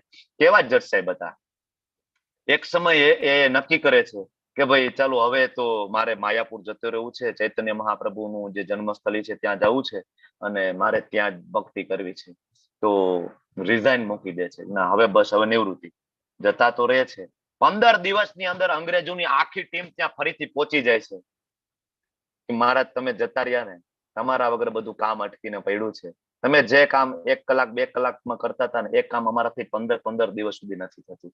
કૃપા કરીને પાછા આવો. ત્યારે ભક્તિ વિનોદ ઠાકોર એમ કે છે કે નહીં, મારો ધ્યેય ભક્તિ કરવાનો છે, અને મારો સમય એમાં બહુ જાય છે આવવામાં જવામાં.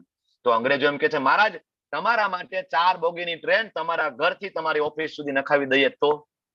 આ અંગ્રેજોના કાળમાં એકમાત્ર ઉદાહરણ છે ભક્તિ વિનોદ ઠાકોર મહારાજનું, કે અંગ્રેજોએ કોઈ ભારતીય માટે, કોઈ ભગવાનના ભક્ત માટે 4 બોગીની સ્પેશિયલ ટ્રેન પાટા નખાવીને રેડી કરાવી હતી. ભક્તિ વિનોદ ઠાકોર ટ્રેનમાં બેસી જાય, ભક્તિ કરતા કરતા એના કામના સ્થળે પહોંચે, કામ પતાવી દે, ફટાફટ પાછા ટ્રેનમાં બેસીને માયાપુર આવી જાય.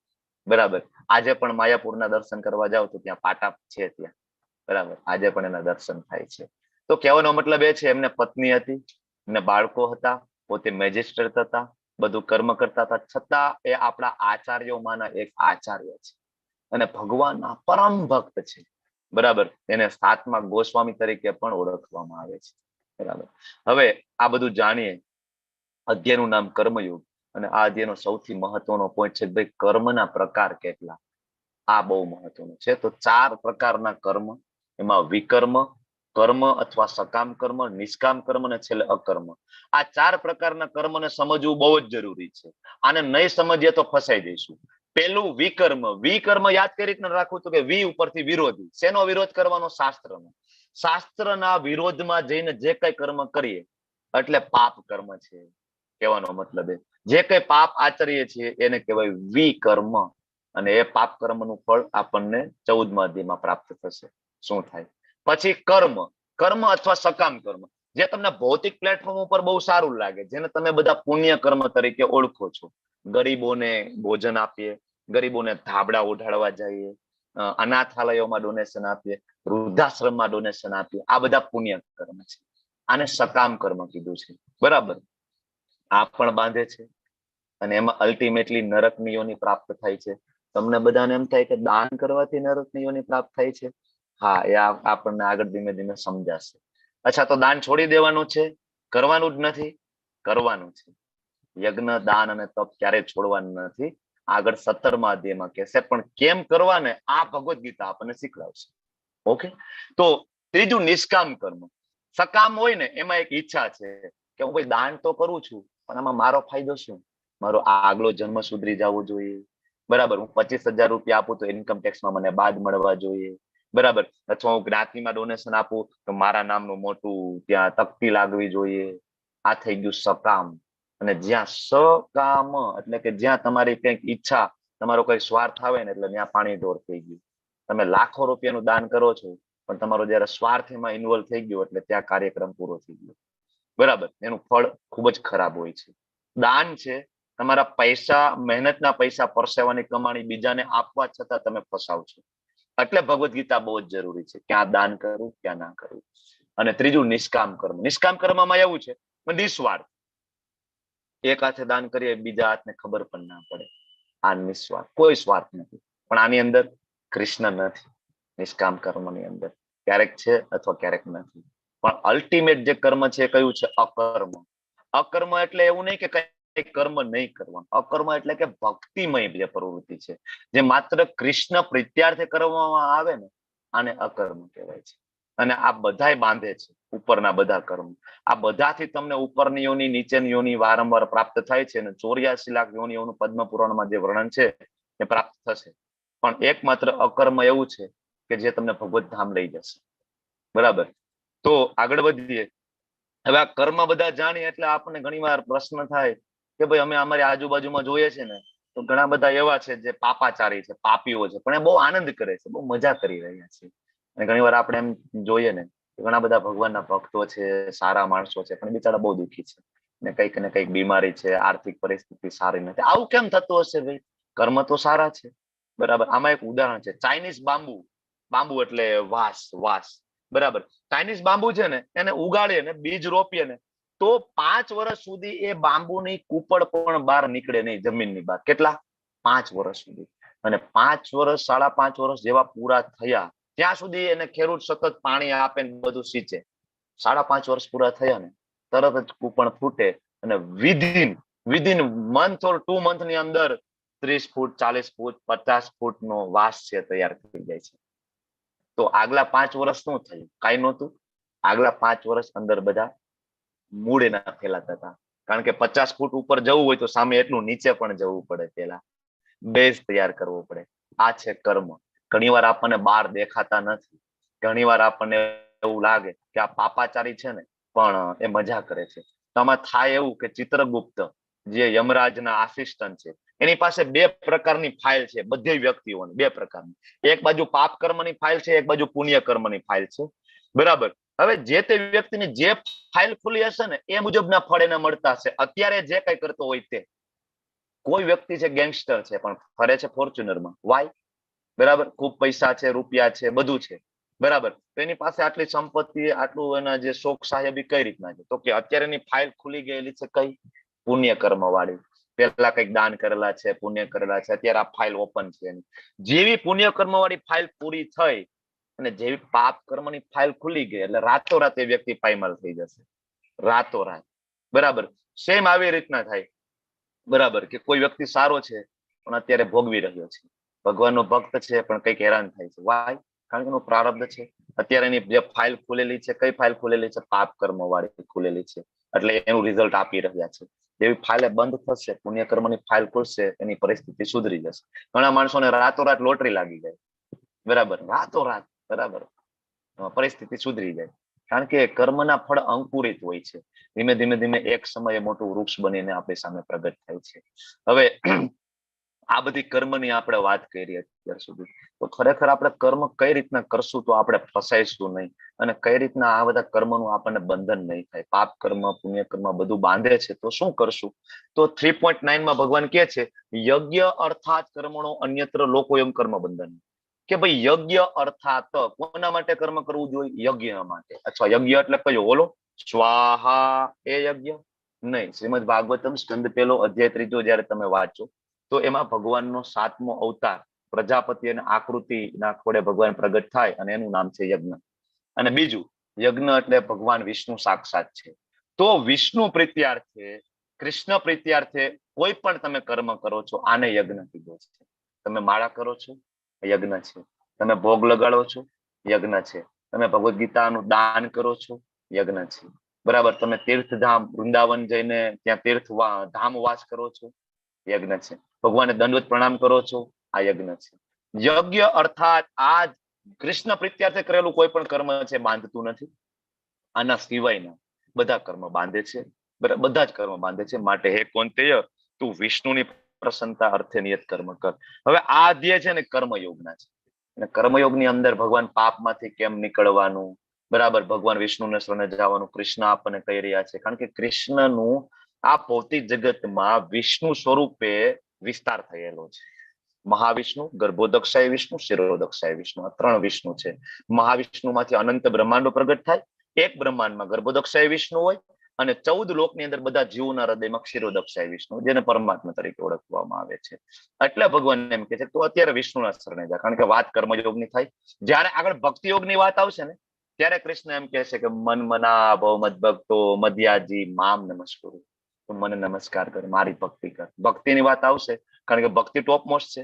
પણ અત્યારે આપણે પાપા પગલી કરીએ છીએ, આપણે કર્મ શીખી રહ્યા છીએ. એટલે ભગવાન એમ કહે છે કે તમે વિષ્ણુના શરણે જાઓ, બરાબર. અને માત્ર વિષ્ણુ પ્રીત્યાર્થે. હવે સાચો યજ્ઞનો અર્થ આપણે જોઈએ તો 10મા અધ્યાયના 25મા શ્લોકમાં ભગવાન કહે છે કે યજ્ઞા નામ જપ યજ્ઞોસ્મિ. જે આપણે જપ કરીએ છીએ ને એ યજ્ઞ છે.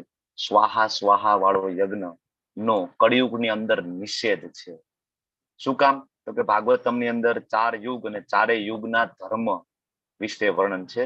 સતયુગ હતો ને, સતયુગ, એનો યુગ ધર્મ હતો ધ્યાન કરવું, મેડિટેશન કરવું. શું કામ?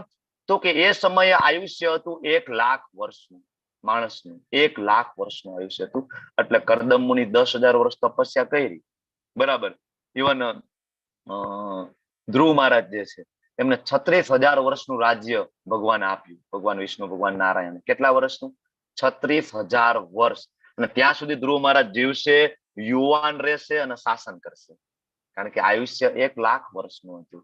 અને વાતાવરણ સારું હતું, શુદ્ધતા હતી, નીતિમત્તા હતી, અને મનુષ્ય જીવનનું મહત્વ બધાને ખબર હતી. તો એ બધા તપસ્યા કરતા, ભગવાનને પ્રસન્ન કરતા, મેડિટેશનમાં બેસતા. કારણ કે સતયુગનો યુગ ધર્મ હતો. પછી એના પછીનો યુગ આવે છે ત્રેતાયુગ. ત્રેતાયુગની અંદર કોણ આવ્યા? ભગવાન રામચંદ્રજી. રામચંદ્રજી જે યુગમાં આવ્યા ને ત્યારે આયુષ્ય 10,000 વર્ષનું હતું. કેટલા વર્ષ? 10,000. એક મીંડું નીકળી ગયું. 10,000 વર્ષ. અને ત્રેતાયુગનો યુગ ધર્મ છે યજ્ઞ કરવું. એટલે રામચંદ્રજીના યુગની અંદર મોટા મોટા ઘણા બધા યજ્ઞ થયા. એ રાજસુ યજ્ઞ હોય, એ અશ્વમેઘ યજ્ઞ હોય, એ પુત્ર કામેષ્ટિ યજ્ઞ હોય, આવા મહાન મહાન યજ્ઞો થયા. અને યજ્ઞોએ બધા યજ્ઞોએ ફળ આપ્યા. પછી જે યુગ આવ્યો એ યુગ આવ્યો દ્વાપર યુગ. અને દ્વાપર યુગનો યુગ ધર્મ છે પરિચર્યા. પરિચર્યા એટલે વિગ્રહ સેવા.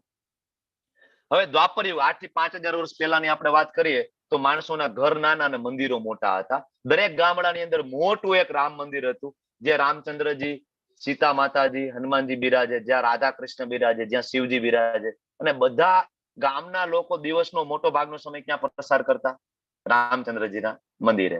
સવારે જાય, આરતી કરે, બધું કરે, પ્રસાદ અર્પણ કરે, પ્રસાદ લે, ખેતી કરવા જતા રહીએ, બપોરે આવતા રહીએ, બેસે, આરામ કરે, ફરી પાછા જાય, કામ કરે, સાંજે પાછા આવતા રહીએ અને મોડે સુધી કીર્તન કરે. મોટા ભાગનો સમય ક્યાં પ્રસાર થાય? ભગવાનની સેવામાં.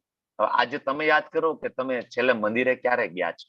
તમે યાદ કરો કે છેલ્લે મંદિરે જઈને 1 કલાક ક્યારે શાંતિથી બેસીને જપ કર્યા છે? લાસ્ટ ટાઈમ યાદ આવે છે? નથી આવતું. શું કામ આવું નથી થતું અત્યારે આપણાથી? વાય? તો કે ભાઈ અત્યારે કળિયુગ ચાલે છે. અને કળિયુગનો યુગ ધર્મ છે કલો તદ હરિ કીર્તના. માત્ર ને માત્ર કળિયુગની અંદર આપણે ભગવાન હરિ, ભગવાન કૃષ્ણ, ભગવાન રામનું નામ લઈ શકીએ. એટલે આ યુગનો ધર્મ શું છે? હરે કૃષ્ણ કૃષ્ણ કૃષ્ણ હરે હરે, હરે રામ રામ રામ હરે હરે. માત્ર આપણે જપ કરી શકીએ છીએ આ યુગની અંદર, માળા કરી શકીએ છીએ અને ગમે ત્યાં કરી શકીએ છીએ.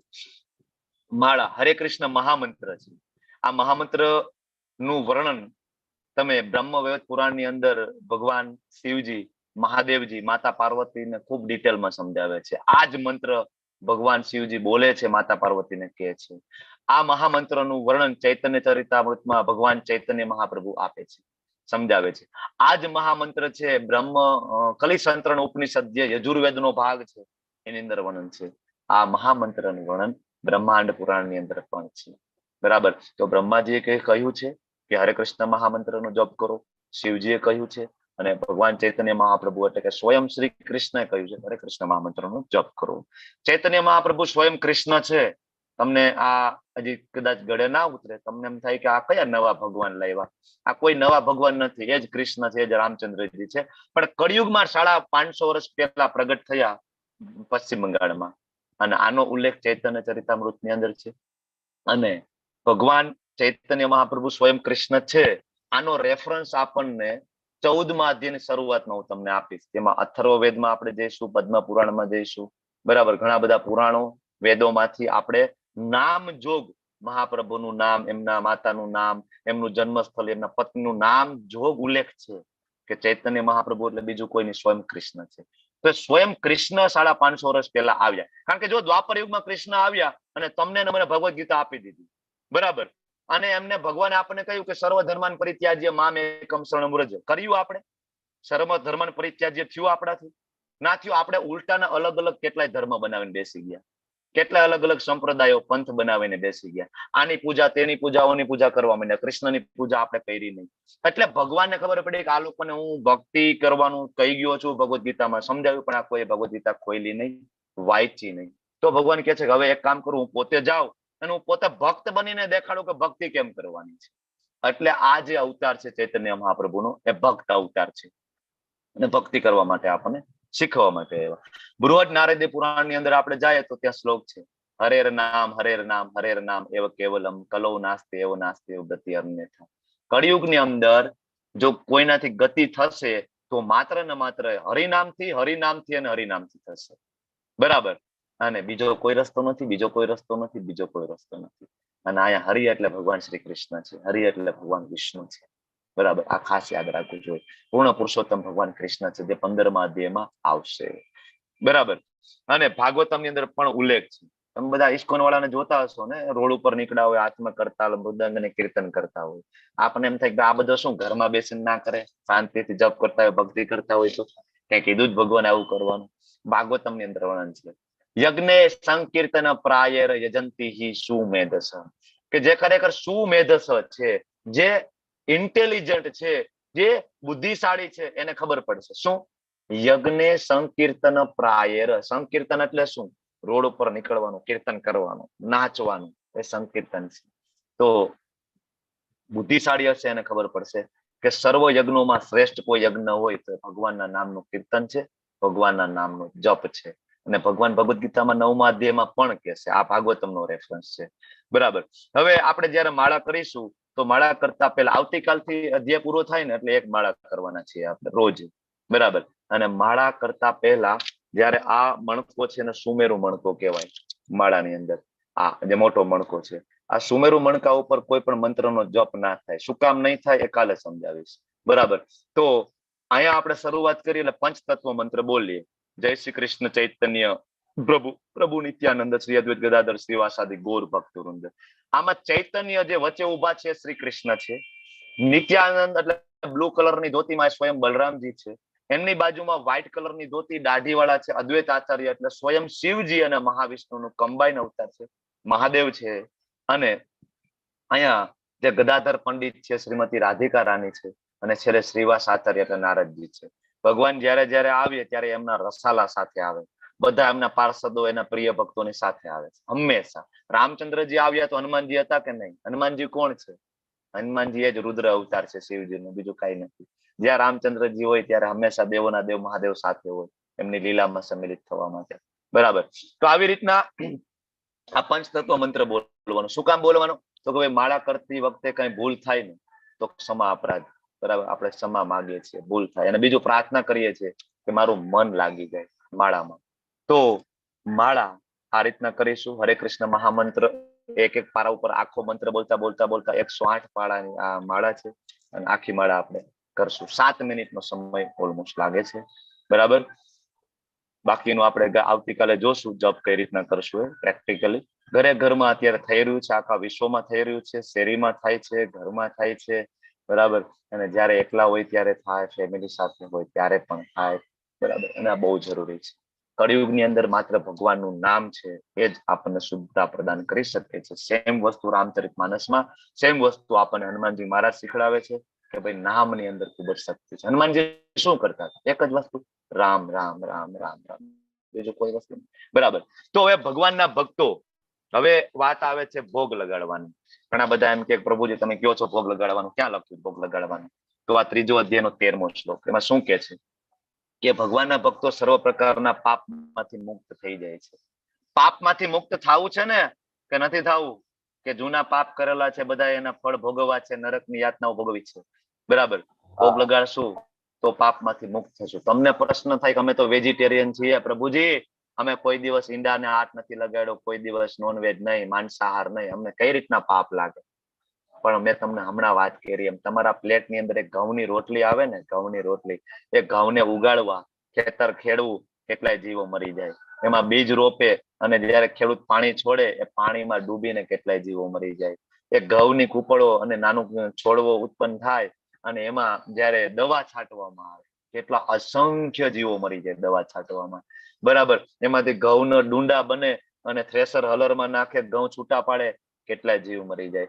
એ ઘઉં ટ્રકમાં લોડ કરે, ટ્રક છે એ માર્કેટિંગ યાર્ડમાં જાય, ટ્રકના ટાયરની નીચે કેટલાય જીવોની હત્યા થઈ જાય. યાર્ડમાં જઈ અને એ જે ઘઉં છે કરિયાણા વાળાની દુકાનમાં આવે, કરિયાણા વાળો ઉંદેડા મારવાની દવા મૂકે, કારણ કે આ ઘઉંની બોરીઓ પોતરી ના નાખે, બરાબર. તો એ ઉંદેડા મારવાની દવા નું પાપ પણ આપણને લાગે છે, કારણ કે આપણા માટે ઘઉં આવ્યા ને છેલ્લે ઘરે. તો આ બધી આખી આખી જે ચેન ચાલુ છે ને એમાં બધાય પાપનું ફળ આપણે લેતા આવ્યા છીએ. છેલ્લે ઘરે આવે ફ્લોર મિલમાં તમે દળાવવા જાવ, ઘઉં પાવડર થાય, એમાં ઘણી વાર નાના નાના જીવ હોય તો મરી જાય, ને પછી તમે એને બનાવો છો અને ખાવ છો, તમને એમ થાય કે ના ના અમે વેજીટેરિયન છીએ. એટલું જ પાપ લાગે છે જેટલું નોનવેજ ખાવાથી પાપ લાગે છે, એટલું ને એટલું જ પાપ છે એ વેજીટેરિયન ખાવાથી લાગે છે. કોઈ તફાવત નથી. વૃક્ષની અંદર જીવ નથી, 84 લાખ યોનિઓમાં વૃક્ષ પણ છે, એમાં જીવ નથી, છે એમાં જીવ. જેમ આ તો યાર ચીસ નથી નાખતો એટલે તમને ખબર નથી પડતી, બાકી ચેતના તો એમાં છે. ચેતના ન હોત તો વિકાસ કઈ રીતના થાત? ચેતના ન હોત તો કઈ રીતના ટેસ્ટ આવે છે એની અંદર, કઈ રીતના એમાં અંદર રસ આવે, બરાબર ને? નિર્જીવ થોડું છે વૃક્ષ, નિર્જીવ છે? નથી ને. એને ઓક્સિજન જોઈએ, પાણી જોઈએ, સૂર્યપ્રકાશ જોઈએ, જે આપણે જોઈએ બધું એને જોઈએ, મતલબ એમાં ચેતના છે. વૃક્ષને કાપો છો, સેમ પાપ લાગે છે. તો હવે આ પાપમાંથી કેમ બચવાનું છે? તો ભગવાન કે એક જ રસ્તો છે, બરાબર. શું? તો કે યજ્ઞ શિષ્ટાસીન સંતો મુચ્યંતે સર્વ કિલ્બિષે ભુજ્યંતે તે ત્વગમ પાપા પતંગાત્મકાન. તમે તમારા જીભના ટેસ્ટ માટે જયારે કંઈક ઘરે બનાવો છો ને તો તમે પાપને ખાઈ રહ્યા છો. પણ જો એ જ વસ્તુ તમે કૃષ્ણને અર્પણ કરી દો છો ને તો બધો જ પાપનો ભાગ ભગવાન લઈ લે છે અને આપણને પ્રસાદ આપે છે. ટેસ્ટમાં ફરક હોય છે ને. તમે અહીંયા વીરપુર આવો, જલારામ બાપાની ખીચડી ખાવા માણસો રાજકોટથી આવે છે. કેમ ભાઈ ઘરે ખીચડી ના બને? હે, ઇસ્કોનના મંદિરે, આપણા બધા ઇસ્કોનના મંદિરે વેજીટેબલ ખીચડી મળે. કોઈ દી એવો ટેસ્ટ ઘરે થયો છે ઇસ્કોનના મંદિર જેવો? જલારામ બાપાની ખીચડી જેવો ટેસ્ટ થયો? વાય શું કામ ભાઈ નથી થતો? હા, માતા જેવો કેટલા બધા એક્સપર્ટ છો તમે બધા રસોઈ બનાવવામાં, કેમ ભાઈ એ ટેસ્ટ નથી આવતો? વાય? કારણ કે એમાં કૃપા છે, એની અંદર આશીર્વાદ છે અને એમાં પાપનો ભાગ ભગવાને લઈ લીધેલો છે, એટલે પ્રસાદ છે. ફરક છે. જેમ જેમ આપણે આગળ આગળ વાંચતા જઈશું ને, લેવલ 2 માં આવશો ને તમે, એટલે આપણા આ ટોપિક ઉપર ડિટેલમાં હજી ચર્ચા કરવાના છીએ. તો આજથી એક સંકલ્પ લેવાનો કે હું પ્રસાદ ભગવાનને ભોગ તો લગાડીશ, બરાબર. તો કેમ લગાડવું આપણે છેલ્લે ક્વેશ્ચન આન્સરમાં લઈએ. હમણાં અધ્યાય હું પૂરું કરી દઉં, થોડુંક બાકી છે હજી. હવે ભગવાન અહીંયા યજ્ઞ ચક્રની વાત કરે છે. જો ભગવાન અહીં કે છે અન્નાદ ભવતી ભૂતાની. ભૂતાની એટલે આપણા બધા જીવો. કઈ રીતના જીવે છે? તો કે અન્ન દ્વારા. ભગવાન અહીંયા લખે છે માંસાદ ભવતી ભૂતાની, કે માંસ ખાઈને બધા જીવો. ભગવાન કે છે અન્નાદ ભવતી ભૂતાની, મતલબ ભગવાન અહીંયા માંસાહારની ના પાડે છે, નોનવેજ ની ના પાડે છે ઇનડાયરેક્ટલી. અન્નાદ ભવતી ભૂતાની, કે અન્ન ખાઈને જીવો જીવે છે. અચ્છા, અન્ન કઈ રીતના ઉત્પન્ન થાય? તો કે પર્જન્યાદ અન્ન સંભવ. પર્જન્ય એટલે વરસાદ. વરસાદથી અન્ન ઉત્પન્ન થાય ને, કે ખોટું છે? ઘણા બધા એમ કે ભગવદ્ ગીતામાં બધી ખોટી વાતો છે, ગપ ગોળા છે, મિથ છે. ખોટું છે. વરસાદ વગર અન્ન ઉત્પન્ન થઈ જશે. બરાબર. પછી યજ્ઞાત ભવતી પર્જન્યો. આ સમજવામાં અઘરું પડે કે યજ્ઞ કરવાથી વરસાદ કઈ રીતના ઉત્પન્ન થાય. પણ આના પ્રેક્ટિકલ પણ છે. ફીજીની અંદર વરસાદ નહોતો થયો તો શીલ પ્રભુપાદજીના એક શિષ્ય પરમ પૂજ્ય તમાલ કૃષ્ણ ગોસ્વામી મહારાજ ફીજીની વિઝિટે ગયા હતા. તો બધા એમને વિનંતી કરી કે ભાઈ તમે અહીંયા કીર્તન કરો ને, ભગવાનના નામનો જપ કરો ને. 3 વર્ષથી દુકાળ ચાલી રહ્યો છે અમારે ત્યાં. બરાબર. તો તમાલ કૃષ્ણ ગોસ્વામી મહારાજ કહે છે ભાઈ મારામાં એવી કોઈ શુદ્ધતા નથી કે હું નામ લઉં ને વરસાદ પડે. પણ હા, ગુરુ મહારાજ, મારા ગુરુ મહારાજ એટલે કે પ્રભુપાદે એવું કર્યું હતું. પ્રભુપાદ એક વખત આઈ થિંક હૈદરાબાદમાં અને કોઈક બીજા દેશમાં દુષ્કાળ પડ્યો હતો, પણ હૈદરાબાદમાં બેઠા બેઠા કીર્તન ચાલુ કર્યું અને વિધિન 24 અવર્સ ત્યાં વરસાદ થયો હતો.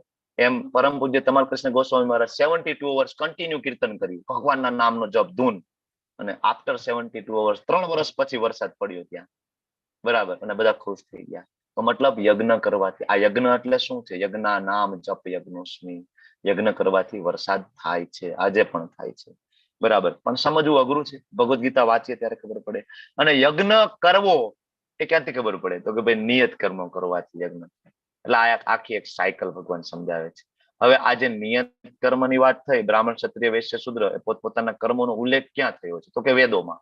અચ્છા, વેદો કોને આપ્યા છે? કોઈ વ્યક્તિ નવરો બેઠો તો વેદો લખી નાખ્યા છે આવું છે? નહીં. વેદો અપૌરુષેય છે. અપૌરુષેય એટલે કોઈ સામાન્ય જીવ, સામાન્ય વ્યક્તિ દ્વારા લખાયેલા નથી, એને કહેવાય અપૌરુષેય. કોને લખ્યા છે?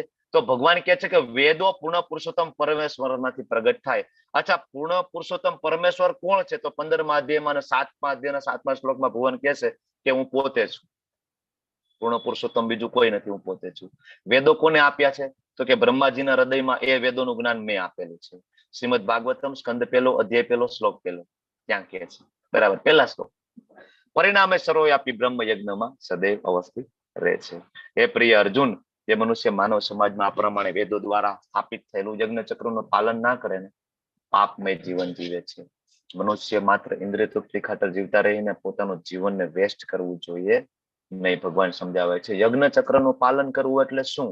તો કે ભગવાન દ્વારા જ્ઞાન પ્રાપ્ત થયું, એ જ્ઞાન પ્રાપ્ત કરીને આપને ખબર પડી કે આપણી ડ્યુટી શું છે. આપણું જોબ, આપણું એજ્યુકેશન, આપણને જે કઈ જ્ઞાન પ્રાપ્ત થયું અને એમાંથી આપણે ફળ પ્રાપ્ત થયા, તો એનું આપણે બલિદાન કરવું જોઈએ. આપણે યજ્ઞ કરીએ, આપણે મંદિરોમાં ડોનેશન કરીએ, આપણે ભગવદ્ ગીતા, આ બધું બલિદાન છે.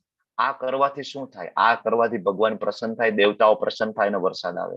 અને વરસાદ આવે તો અન્ન ઉત્પન્ન થાય, અન્ન ઉત્પન્ન થાય તો આપણને ફૂડ મળે. અને એ ફૂડ પાછું ભગવાનને આપી દઈએ તો આખી સાયકલ પૂરી થઈ ગઈ, સાયકલ કમ્પ્લીટ થઈ ગઈ. અને આમાં પાપનું ફળ હોય એ બધું ભગવાન કે હું ગ્રહણ કરું છું. ઓકે. હવે ભગવાન કહે છે કે અર્જુન, મેં તને આટલું સમજાવ્યું કે ભાઈ કર્મ કરવું જોઈએ, કર્મ કરવું જોઈએ, કર્મ કરવું જોઈએ. નથી સમજાતું તને? હું તને એક ઉદાહરણ આપું. જો ભાઈ, જનક રાજા, ભગવાન કહે છે મારા સસરા. કૃષ્ણ કહે છે કૃષ્ણના સસરા હતા, રામચંદ્રજીના હતા. પણ કૃષ્ણ અને રામમાં કોઈ તફાવત નથી. રામચંદ્રજીના સસરા કોણ? જનક રાજા. માતા સીતાજીના પિતાજી. બરાબર. તો ઉદાહરણ આપે છે ભગવાન કે જો ભાઈ જનક રાજાને કોઈ કર્મ કરવાની જરૂર છે? જેનો જમાઈ રામચંદ્ર હોય, પ્રભુ રામચંદ્રજી જેના જમાઈ હોય, એને શું કર્મ કરવાનું? એક જગ્યાએ બેસીને રામ રામ રામ ના કરે, જપ ના કરે. બરાબર. ભગવત ધામ તો એને કન્ફર્મ છે ને, ભગવત ધામ. રામચંદ્રજીના સસરા ને ગોલોક વૃંદાવન ધામ તો પાકું જ છે ને, કે નર્કની યોનિમાં જવાના છે. બરાબર. તોય એને કર્મ કર્યું. જનક રાજાએ મિથિલાનું રાજ્ય કારભાર સંભાળ્યો. બરાબર. તો જો એને કર્મ કર્યું ને, અને તારે પણ કર્મ કરવું જોઈએ. ભગવાન કહે છે, હવે આગળ 21મા શ્લોકમાં ભગવાન સમજાવે છે કે યદ્યત આચરતી શ્રેષ્ઠા, કે જે શ્રેષ્ઠ લોકો જે આચરણ કરે ને, અને જે ઉદાહરણ દ્વારા આદર્શ સ્થાપિત કરી દે ને, સામાન્ય લોકો છે ને એનું અનુસરણ કરે. આજકાલ તમે જો આપણા બાળકો છે એ શ્રેષ્ઠ કોને માને છે? ફિલ્મ સ્ટારોને. બરાબર. એને શ્રેષ્ઠ માને છે, એના રોલ મોડેલ એ છે. તો હવે રોલ મોડેલ ટીવીમાં બેઠા બેઠા શું કરે છે? વિમલની જાહેરાત કરે છે, જંગલી રમીની જાહેરાતો કરે છે. બરાબર. એવી ગેમની જાહેરાત કરે છે, જુગારની જાહેરાત કરે છે, વ્યસનની જાહેરાત. આપણે બાળકો શું કરે છે? એને રોલ મોડેલ માને છે ને એને ફોલો કરે છે. બરાબર. તો આપણા રોલ મોડેલ જો 12 મહાજનો હશે, આપણા રોલ મોડેલ આચાર્યો હશે, આપણા રોલ મોડેલ ભગવાનના ભક્તો હશે ને, તો આપણા બાળકોના રોલ મોડેલ એ ભક્તો હશે. તો આપણા બાળકનું જીવન છે એનો ઉદ્દેશ્ય સાર્થક થશે. એટલે ભગવાન કે છે કે અર્જુન તું જે કરીશ ને, અર્જુન એમ કે છે કે ભગવાન હું યુદ્ધ નહીં કરું, હું જંગલમાં જતો રહીશ, પરંપરાનો નાશ થશે. તો ભગવાન કે છે પરંપરાની ક્યાં વાત કરે છે, તું બધું છોડીને જંગલમાં જતો રહીશ ને, કારણ કે તું જંગલમાં જતો રહ્યો અને તારું જે નિયત કર્મ ક્ષત્રિય ધર્મ હતો છોડી દીધો. ભવિષ્યની અંદર ઘર ઘરમાંથી બધા સંન્યાસી નીકળશે. કા બધા કંટાળેલા છે દરેક ઘરની અંદર. કોઈક પત્નીથી કંટાળેલું છે, કોઈક બાળકોથી કંટાળેલું છે, કોઈક પૈસાની કોઈકને પ્રોબ્લેમ છે, કોઈકને શરીરના પ્રશ્ન છે, કઈક ને કઈક પ્રોબ્લેમ છે. બરાબર. તો ઘરે ઘરેથી બધા પોતાનો નિયત કર્મ છોડી નીકળી જશે. હું સંન્યાસ લઈ લઉં, હું સંન્યાસ લઈ લઉં, હું છોડી દઉં બધું. એટલે ભગવાન ના પાડે છે નહીં, નિયત કર્મ તું કર.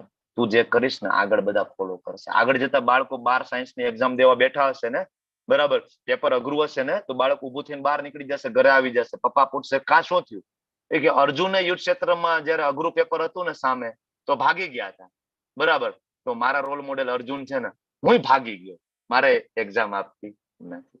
તું પરંપરાની ક્યાં વાત કરે છે? તું આવી પરંપરા આગળ ચાલુ કરીશ અર્જુન, યુદ્ધ કર, ભગવાન કહે છે. હવે ભગવાન કહે છે કે તને જનક રાજાનું ઉદાહરણ આપ્યું, શ્રેષ્ઠ લોકોનું ઉદાહરણ નથી સમજાતું, હજી ક્લેરિટી જોઈ છે, તો ભગવાન કે ચાલ હું તને મારું એક્ઝામ્પલ આપું. હું તો સ્વયં ભગવાન છું, ઈશ્વર છું, પરમ ઈશ્વર છું. મારા માટે કોઈ કર્મ છે? મારે કઈ અહીંયા આવીને કામ કરવાની જરૂર છે? મારે અહીંયા આવીને ગુરુકુળમાં ભણવા જવાની? વેદો આપનારો હું છું, હું ગુરુકુળમાં જઈને પાછો ભણવા જાઉં? જરૂર છે મારે? નથી ને. તો ભગવાન કહે હું ત્રણેય લોકનો સ્વામી છું, મારા માટે કોઈ નિયત કર્મ નથી, મને કોઈ વસ્તુનો અભાવે નથી. મારા ધામની અંદર સહસ્ત્ર સત લક્ષ્મીઓ મારી સેવા કરી રહી છે. બરાબર. અને મારે કઈ મેળવવાની જરૂર નથી. છતાં હું આવું છું ને, હું રામચંદ્રજી તરીકે આવું ત્યારે હું શાસન કરું છું, કાર્યભાર સંભાળું છું. હું કૃષ્ણ તરીકે આવું ત્યારે બધી લીલાઓ કરું છું. પરશુરામ તરીકે આવું ત્યારે ક્ષત્રિયોનો સંહાર કરું છું, બધું કરું છું. બરાબર. તો હું પણ કર્મ કરું છું અને અર્જુન તારે પણ કર્મ કરવું જોઈએ. હવે આટલું બધું ભગવદ્ ગીતામાં સમજાય અને આટલું બધું જ્ઞાન પ્રાપ્ત થાય ને પછી સાલું ક્યારેક એવું તો થઈ જ જાય કે પાપ થઈ જાય ને, ક્યારેક અજાણતા પાપ થઈ જાય છે. એટલે અર્જુન અહીંયા ભગવાનને આગળ પૂછે છે કે ભગવાન આટલું બધું જ્ઞાન આપ્યું તો માણસોથી પાપ તો થઈ જ જાય છે, તો કઈ એવી શક્તિ છે કે જેનાથી પાપ કર્મ કરવા માટે આપણને પ્રેરે છે બળજબરી પૂર્વક? ક્યારેક આવું થાય ને, ખરાબ કર્મ થઈ જાય ને પછી પાછળથી આપણે ગિલ્ટી થાય, સાલું મેટર તો બહુ સામાન્ય હતી, ન બોલવાના શબ્દ બોલાઈ ગયા મારાથી, મેટર તો આવું સામાન્ય હતી ને, ન કરવાનો ઝઘડો અને વર્ષોનો સંબંધ ને બગાડી નાખ્યો. આવું ઘણી વાર આપણને થાય છે. તો આ કોણ કરાવે છે આવું? આપણને અર્જુન પ્રશ્ન પૂછે છે અને ભગવાન જવાબ આપે છે કે અર્જુન, આનું એકમાત્ર કારણ છે રજોગુણથી ઉત્પન્ન થયેલો કામ. 3 ગુણ, સત્વ, રજ અને તમ. રજોગુણમાંથી કામ ઉત્પન્ન થાય. કામ એટલે ઈચ્છાઓ ઉત્પન્ન થાય, કામ વાસના ઉત્પન્ન થાય. અને જ્યારે કામ પૂરી ના થાય, આજ સુધી કોઈની ઈચ્છા પૂરી નથી થઈ. આપણે ગઈકાલે વાત કરી હતી 62મો અને 63મો શ્લોક, મેં તમને ઉદાહરણ પણ આપ્યું હતું માતાજીનું અને મર્સિડીસનું. બરાબર. તો ઈચ્છા પૂરી ના થાય એટલે ક્રોધનું રૂપ ધારણ કરે, અને આ ક્રોધ છે ને જગતનો સર્વભક્ષી મહાપાપી શત્રુ છે. અને બસ આના કારણે જ બધા પાપ કર્મ થઈ રહ્યા છે. કોના કારણે? કામના કારણે. કામથી ઉત્પન્ન થતો ક્રોધ. બરાબર. અચ્છા ભગવાન, આ જે કામની માત્રા છે એ બધામાં સરખી હોય કે થોડી વધારે ને ઓછી હોય? તો ભગવાન કહે છે કે જેવી રીતના અગ્નિ ધુમાડાથી ઢંકાયેલો હોય, ચૂલામાં અગ્નિ હોય, જૂના જમાનામાં તમને ખબર હશે કે ક્યારે અગ્નિને ઠરવા ના દે, ઓલા કોલસા હોય ને એના ઉપર રાખ નાખી દે માતાજીઓ. બરાબર. પાછું બીજી વાર જમવાનું બનાવો, રાખ દૂર કરી અને ઓલી ફૂંકણી લઈને જેવું ફૂંક મારે ને એટલે પાછું અગ્નિ પ્રગટ થઈ જાય. બરાબર. અથવા તો બહુ ધુમાડો હોય ને તમે આ રીતના ધુમાડો દૂર કરો, અગ્નિ દેખાઈ જાય, તરત પ્રગટ થાય. તો આ સરળ છે. બીજું, દર્પણ ધૂળથી. અરીસો છે ધૂળ વાળો થઈ ગયો, સાફ કરવામાં થોડી મહેનત પડે. બરાબર. અને ત્રીજું, જયારે માતાના ગર્ભમાં ભ્રૂણ હોય એ 9 મહિના પહેલા બહાર ન નીકળે. તો કહેવાનો મતલબ એ છે કે જેટલા કામની માત્રા વધારે એટલું ભગવત પ્રાપ્તિ કરવી અઘરી. જેટલી કામની માત્રા, જેટલી ઈચ્છાઓ વધારે. જો ઈચ્છા ઓછી હશે તો કોઈક સામાન્ય ફૂંક મારશે ને ફૂંકણી લઈને, શ્રીલ પ્રભુપાદ જેવા આચાર્ય આવશે ને ભગવદ ગીતાની ફૂંકણી આપણને આપી દેશે ને ભગવદ ગીતા વાંચશું, લેવલ 1 2 કરશું ને તરત જ હૃદયમાં કૃષ્ણ પ્રેમ જાગૃત થઈ જશે અને જીવન આપણું બદલી જશે. કામની માત્રા ઓછી હશે તો. અચ્છા વધારે હશે તો કે તો વાર લાગશે. ચેતો દર્પણમ માર્જનમ કરવું પડશે, વારંવાર વાંચીએ, વારંવાર જપ કરીએ. એટલે જો ઘણા બધા ઇસ્કોનમાં આવે ને 6-8 મહિનામાં સરસ ભક્ત બની જાય. અને કેટલા એવા મહારથીઓ છે કે બબે 3-3 વર્ષ આવે તોય ખબર નહીં, જપમાં મન જ ના લાગે, ના લાગે, ના લાગે, ના લાગે. બરાબર. શું કામ? તો કે ભાઈ કામની માત્રા થોડીક વધારે. અને અમુક એવા છે જેની ચેતના વનસ્પતિ લે પશુ જેવી ચેતના હોય, બરાબર, કે નીકળતા ખૂબ જ ટાઈમ લાગે. તો કામની જેટલી માત્રા વધારે એટલું ભગવત પ્રાપ્તિ અઘરી છે, બરાબર. પાપ જેટલું વધારે એટલું ભગવત પ્રાપ્તિ તો ઓછી. તો આગળ એ રીતે જ્ઞાની જીવાત્માની વાત, આ જે કામ શું કરે તો કે એ છે ને ઓરિજિનલ જે જીવાત્માની જે ચેતના છે ને, શુદ્ધ ચેતના, એને ઢાંકી દે છે. ખરેખર ચેતના શું છે? જીવર સ્વરૂપ હોય કૃષ્ણ નિત્ય દાસ. આ જીવ છે ભગવાનનું સનાતન અંશ છે, અને એની ફરજ છે કૃષ્ણની સેવા કરી. આ ભૂલાઈ જાય છે. કોણ કરે છે? તો કે આ કામ કરે છે. અચ્છા, કામ કોઈ જે સંતુષ્ટ થાય? કામનું ઉદાહરણ ઉપનિષદની અંદર આપ્યું છે, પેટ્રોલ અને અગ્નિ ના ઉદાહરણથી સમજાવ્યું છે કે અગ્નિની અંદર, શિલ પ્રભુપાદજીએ તાત્પર્યમાં લખ્યું, અગ્નિની અંદર તમે પેટ્રોલ નાખો તો અગ્નિ ક્યારે એમ કે બસ બસ બસ બસ, હવે પેટ્રોલની જરૂર નથી, હો ભાઈ, હું પ્રગટી ગઈ. અગ્નિ ક્યારે આવું કે? તમે ટેન્કરના ટેન્કરો નાખી દો ને અગ્નિમાં, એ તો વધુમાં વધુ ભભૂકતી જશે ને, સિટીના સિટી અને આખા દેશના દેશ સળગાવી નાખે જો પેટ્રોલ નાખતા જ જઈએ તો, બરાબર. તો ભગવાન તમે સમજાવ્યું કે ભાઈ કામ છે આ બધાનું કારણ છે. ક્યાં રહીએ છીએ? લોકેશન તો આપો, એડ્રેસ તો આપો, આ કામને પકડીએ, આપણે કંટ્રોલમાં લઈ આવીએ. ક્યાં રહે છે ભાઈ આ મોટો દુશ્મન? ક્યાં? તો ભગવાન કહે છે આના 3 સરનામા છે ભાઈ. એક તો ઇન્દ્રિયમાં રહે છે. કેટલી ઇન્દ્રિય? 5 જ્ઞાનેન્દ્રિય, આંખ, નાક, કાન, જીભ, ત્વચા, બરાબર, 5 ઇન્દ્રિય. તો પછી બીજું સ્થાન તો કે મનમાં રહે છે. એક કામ ક્યાં રહે છે? મનમાં, વિચાર કરીએ છીએ. અને ત્રીજું ક્યાં રહે છે કામ? તો કે બુદ્ધિમાં રહે છે. આ 3 લોકેશન છે, બરાબર. અને આના કારણે જીવાત્માની જ્ઞાનને ઢાંકી દે છે, બરાબર. અચ્છા, તો હવે આ 3 જગ્યાએ ભગવાન રહે છે અને જીવાત્માની ચેતનાને ઢાંકી દે છે. તો આની શરૂઆત કઈ રીતના કરશું? તો ભગવાન કહે છે કે તમે ઇન્દ્રિયોનું શરૂઆતમાં નિયમન કરો. ઇન્દ્રિયો ઉપર નિયમન કરવું એટલે કે શાસ્ત્રમાં જે આપ્યું છે એ કરવું. શાસ્ત્રમાં જે આચરણ આપણને કહ્યું છે કરવાનું. નથી ખાવાનું, નથી ખાવાનું, ખાવાનું છે ખાવાનું. શરૂઆતથી કરવાનું કહ્યું છે, નાનપણથી કરવાનું કહ્યું છે. એવું નહીં ઘરડા થાય પછી. શરૂઆતમાં જ પ્રેક્ટિસ કરો તો તમે આ પાપનો મહાન જે શત્રુ છે કામ, આનું દમન કરી શકશો, બરાબર. તો હવે અર્જુનને પ્રશ્ન થાય કે ભગવાન આ ઇન્દ્રિય, મન અને બુદ્ધિ આ બધાને ટાર્ગેટ કરવાના, આ બધાની ટ્રીટમેન્ટ કરવાની કે કોઈ એકની ટ્રીટમેન્ટ કરશું તો ચાલશે? તો ભગવાન કહે છે કે જો કર્મેન્દ્રિય છે ને જળ પદાર્થ કરતા ચડિયાતી. જળ પદાર્થ એટલે આ શરીર, શરીર કરતા ઇન્દ્રિય પ્રબળ છે, બરાબર. અચ્છા, ઇન્દ્રિય ઉપર કોણ છે? તો કે ઇન્દ્રિય ઉપર મન છે. અને બુદ્ધિ છે ને મનથી પણ વધારે ચડિયાતી છે. બુદ્ધિ મન ઉપર આવે. અને આ બધાની ઉપર છે ને આત્મા છે. કોણ છે? આત્મા. તો તમે આત્માને ટાર્ગેટ કરશો ને તો બાકીનું બધું એની મેળે કંટ્રોલમાં આવશે. અને આત્માનો ખોરાક શું છે? ભગવાનનું નામ. આત્મા તો સત, ચિત અને આનંદ છે, બરાબર. વેદોની અંદર સરસ મજાનો એક આ શ્લોક છે, અને શ્લોક ઉપરથી બનાવેલું આ પિક્ચર છે કે ઇન્દ્રિય એટલે કે આ 5 ગોળા, અને મન એટલે લગામ, અને બુદ્ધિ એટલે એનો સારથી, અને આ પાછળ જે ભાઈ બેઠા છે આત્મા છે. આપણા શરીરનું આ પિક્ચર છે, તમે એવું માનો. હવે મન છે ને કઈ ને કઈ ઈચ્છા કરશે. મન તો અડધી રાત્રે ઈચ્છા કરશે શેની? મંચુરિયન ખાવા છે, ક્યાંક જો તીખા તમતમતા મળી જાય ને બહુ મજા આવી જાય. ઇન્દ્રિયો શું કે? હા હા, એ કે બહુ મજા આવે ભાઈ, મને જીભમાં મારે ટેસ્ટ લેવો છે. ઇન્દ્રિય કે કોને? કે મનને. અને મન કે ના ના, આપણે કઈક વ્યવસ્થા કરીએ. અને બુદ્ધિ શું કરે? હા હા, તમારે બેને મંચુરિયન ખાવા છે ને, તો બુદ્ધિ શું કરે? એડ્રેસ ગોતે. બુદ્ધિનું કામ શું છે? સારું અને ખરાબ, બરાબર, સારા સારનો વિવેક કરવો એ બુદ્ધિનું કામ છે. એટલે બુદ્ધિ તરત વ્યવસ્થા કરશે. અચ્છા, અડધી રાત્રે મંચુરિયન ક્યાં મળે? ચાલો હું તને એડ્રેસ આપું, જાઓ તમે બંને મજા કરો, બરાબર. આવું થયું શું કામ? આ બધા મળી ગયા, બુદ્ધિ, મન, ઇન્દ્રિય બધા મળીને મજા કરે. આવું શું કામ થયું? તો કે પાછળ આત્મા બેઠો ને સક્ષમ નથી, પ્રબળ નથી, ઓર્ડર આપી શકતો નથી અત્યારે, બરાબર. શું કામ? તો કે એને એનો ખોરાક ના મળ્યો. એનો ખોરાક શું છે? હરિનામ, બરાબર. જો આત્માને એનો ખોરાક મળશે હરિનામ, અને એક વખત ખબર પડી જશે હું શરીર નથી, હું આત્મા છું ને, એટલે આત્મા ઓર્ડર આપશે. કોને ઓર્ડર આપશે? બુદ્ધિને. બુદ્ધિ જયારે વ્યવસ્થા કરશે ને, બુદ્ધિ 2 પ્રકારની, એક બુદ્ધિ ભૌતિક અને બીજી બુદ્ધિ આધ્યાત્મિક. ભગવદ ગીતા વાંચો તો બુદ્ધિ આધ્યાત્મિક થાય, અને ફાલતુ જે વાંચશો તો બુદ્ધિ ભૌતિક થાય. આધ્યાત્મિક બુદ્ધિ હોય ને એ સારા સારનો વિવેક કરશે, બરાબર. જ્યારે મન એમ કહેશે ને અડધી રાત્રે ગરમ ગરમ મંચુરિયન ખાવું છે, જીભ એમ કહેશે ના ના મારે ટેસ્ટ લેવો છે, ઇન્દ્રિય અને મન બે મળીને કહેશે ને, તો બુદ્ધિ જયારે આધ્યાત્મિક હશે અને આત્મા પ્રબળ હશે ને, તો આત્મા પાછળ બેઠો બેઠો કહેશે બુદ્ધિને, ઓ ભાઈ ઓ અત્યારે વ્યવસ્થા ના કરે, અડધી રાત્રે ગરમ ગરમ મંચુરિયન તીખું તળેલું ના ખવાય, તકલીફ પડશે, પેટ બગડશે, બીમાર થઈશ. કોણ આ કહેશે? આત્મા કહેશે. કોને કહેશે? બુદ્ધિને કહેશે. પણ અત્યારે આપણું આ કનેક્શન તૂટી ગયેલું છે, તમારું ને મારું આ કનેક્શન તૂટી ગયું છે. આત્મા તો અંદર બેઠો જ છે, બસ આટલા કામ કરી રહ્યા છે. આગળ ઇન્દ્રિયો ઈચ્છા કરે છે, મૂવી જોવા જઈએ છીએ, હોટેલોમાં જમીએ છીએ અને સ્વિમિંગ પુલમાં ધુબાકા મારીએ છીએ. બસ આટલું આગળનું. આમાં ક્યાંય આત્માની ઉન્નતિ નથી, આમાં ક્યાંય આત્માનો ખોરાક નથી, આત્માનું કઈ ફળ નથી, આમાં ક્યાંય ભગવત પ્રાપ્તિ છે નહીં. જેવો તમે આત્માને પ્રબળ બનાવશો, હવે એમ થાય કે તો આત્મા શું કામ ભોગવે?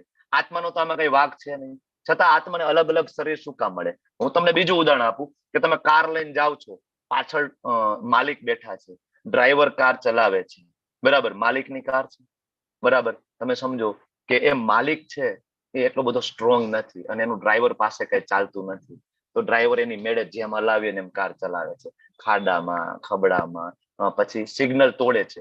અચ્છા, સિગ્નલ તોડશે તો પેનલ્ટી આવશે, તો પેનલ્ટી કોને ભરવાની છે? ડ્રાઈવરે કે માલિકે? માલિકે ભરવાની છે. પાછળ એ બેઠા છે. સેમ વસ્તુ છે. અહીંયા માલિક છે, આત્મા અંદર બેઠો છે. હવે આ જે ડ્રાઈવર, જે આ શરીર છે, કે જે પેનલ્ટીઓ અત્યારે જે સિગ્નલો તોડી રહ્યું છે ને, એનું ફળ અલ્ટિમેટલી કોને ભોગવવાનું છે? આત્માને. એના કારણે એને અલગ અલગ અલગ અલગ જન્મ પ્રાપ્ત થાય છે. આ સાથે આજનો અધ્યાય કર્મ યોગ અહીંથી પૂરો થાય છે. બધાએ ખૂબ શાંતિપૂર્વક સાંભળ્યું. તમારો બધાનો આભારી છું. વાંછા કલ્પતરુભ્યશ્ચ કૃપા સિંધુભ્યઃ વચ્ચ પતિતાનાં પાવનેભ્યો વૈષ્ણવેભ્યો નમો નમઃ. આ અધ્યાયમાંથી આપણે એક વસ્તુ ખાસ શીખવી જોઈએ કે જપ કરવા જોઈએ. બીજી વસ્તુ શીખવી જોઈએ, ભોગ લગાડવો જોઈએ. હવે ભોગ લગાડવામાં ડુંગળી લસણ વગરનું વસ્તુ ઠાકોરજીને ભોગ લાગે છે. કોઈ પણ વિષ્ણુ તત્વને, કૃષ્ણ હોય, રામચંદ્રજી હોય, એમાં ડુંગળી લસણ ના હોવા જોઈએ. સાત્વિક ખોરાક તમે ભગવાનને ભોગ લગાડો તો તમને એમ થાય પ્રભુજી અમે તો ડુંગળી લસણ વાળું ખાઈએ છીએ, જે અમારી શરૂઆત છે, તો શું કરીએ? તો કોઈ ઘરમાં દૂધ તો હોય ને, બરાબર, દૂધનો ભોગ લાગી શકે, ડ્રાય ફ્રૂટનો ભોગ લાગી શકે. અચ્છા, તમારા ઘરમાં દાળ ભાત બનતા હોય ને, રોટલી બનતી હોય, તો રોટલીમાં ડુંગળી લસણ નાખીએ આપણે, ભાતમાં ડુંગળી લસણ નાખીએ, તો ભાત સાથે થોડું માખણ મિશ્રી મૂકો, થોડું દહીં મૂકો, બરાબર. રાતના જમવામાં ખીચડી બનાવતા હોય તો ખીચડી, દૂધ અને રોટલી મૂકો. આમાં ક્યાંય ડુંગળી લસણ નથી, બરાબર. ભોગ લગાડી દો, ભગવાનને પ્રાર્થના કરો. કોઈ મંત્ર નથી આવડતા, કાંઈ વાંધો નહીં, હાથ જોડીને હરે કૃષ્ણ મહામંત્ર 3 વખત બોલો, ભગવાનને ખૂબ પ્રેમપૂર્વક કહો, ભગવાન જમી લેજો. મારી જેવી શક્તિ, એવી ભક્તિ, જેમ જેમ હું શુદ્ધ થાઈશ ને, હું તમને બધું જમાડીશ. અત્યારે આટલું જમાડું છું, પ્રેમપૂર્વક જમી લેજો. એ જમી લે, 10 મિનિટ રાખીને લઈ લો અને બધા ફૂડની અંદર મિક્સ કરી દો. તમારી પાસે જેટલું છે એમાં મિક્સ કરીને બધાને આપી દો. પ્રસાદની અંદર ખૂબ જ શક્તિ છે. પ્રસાદ, પ્રભુના સાક્ષાત દર્શન, એટલે પ્રસાદ છે, બરાબર. ચેતનામાં પરિવર્તન આવશે, આવશે અને આવશે. Thank you.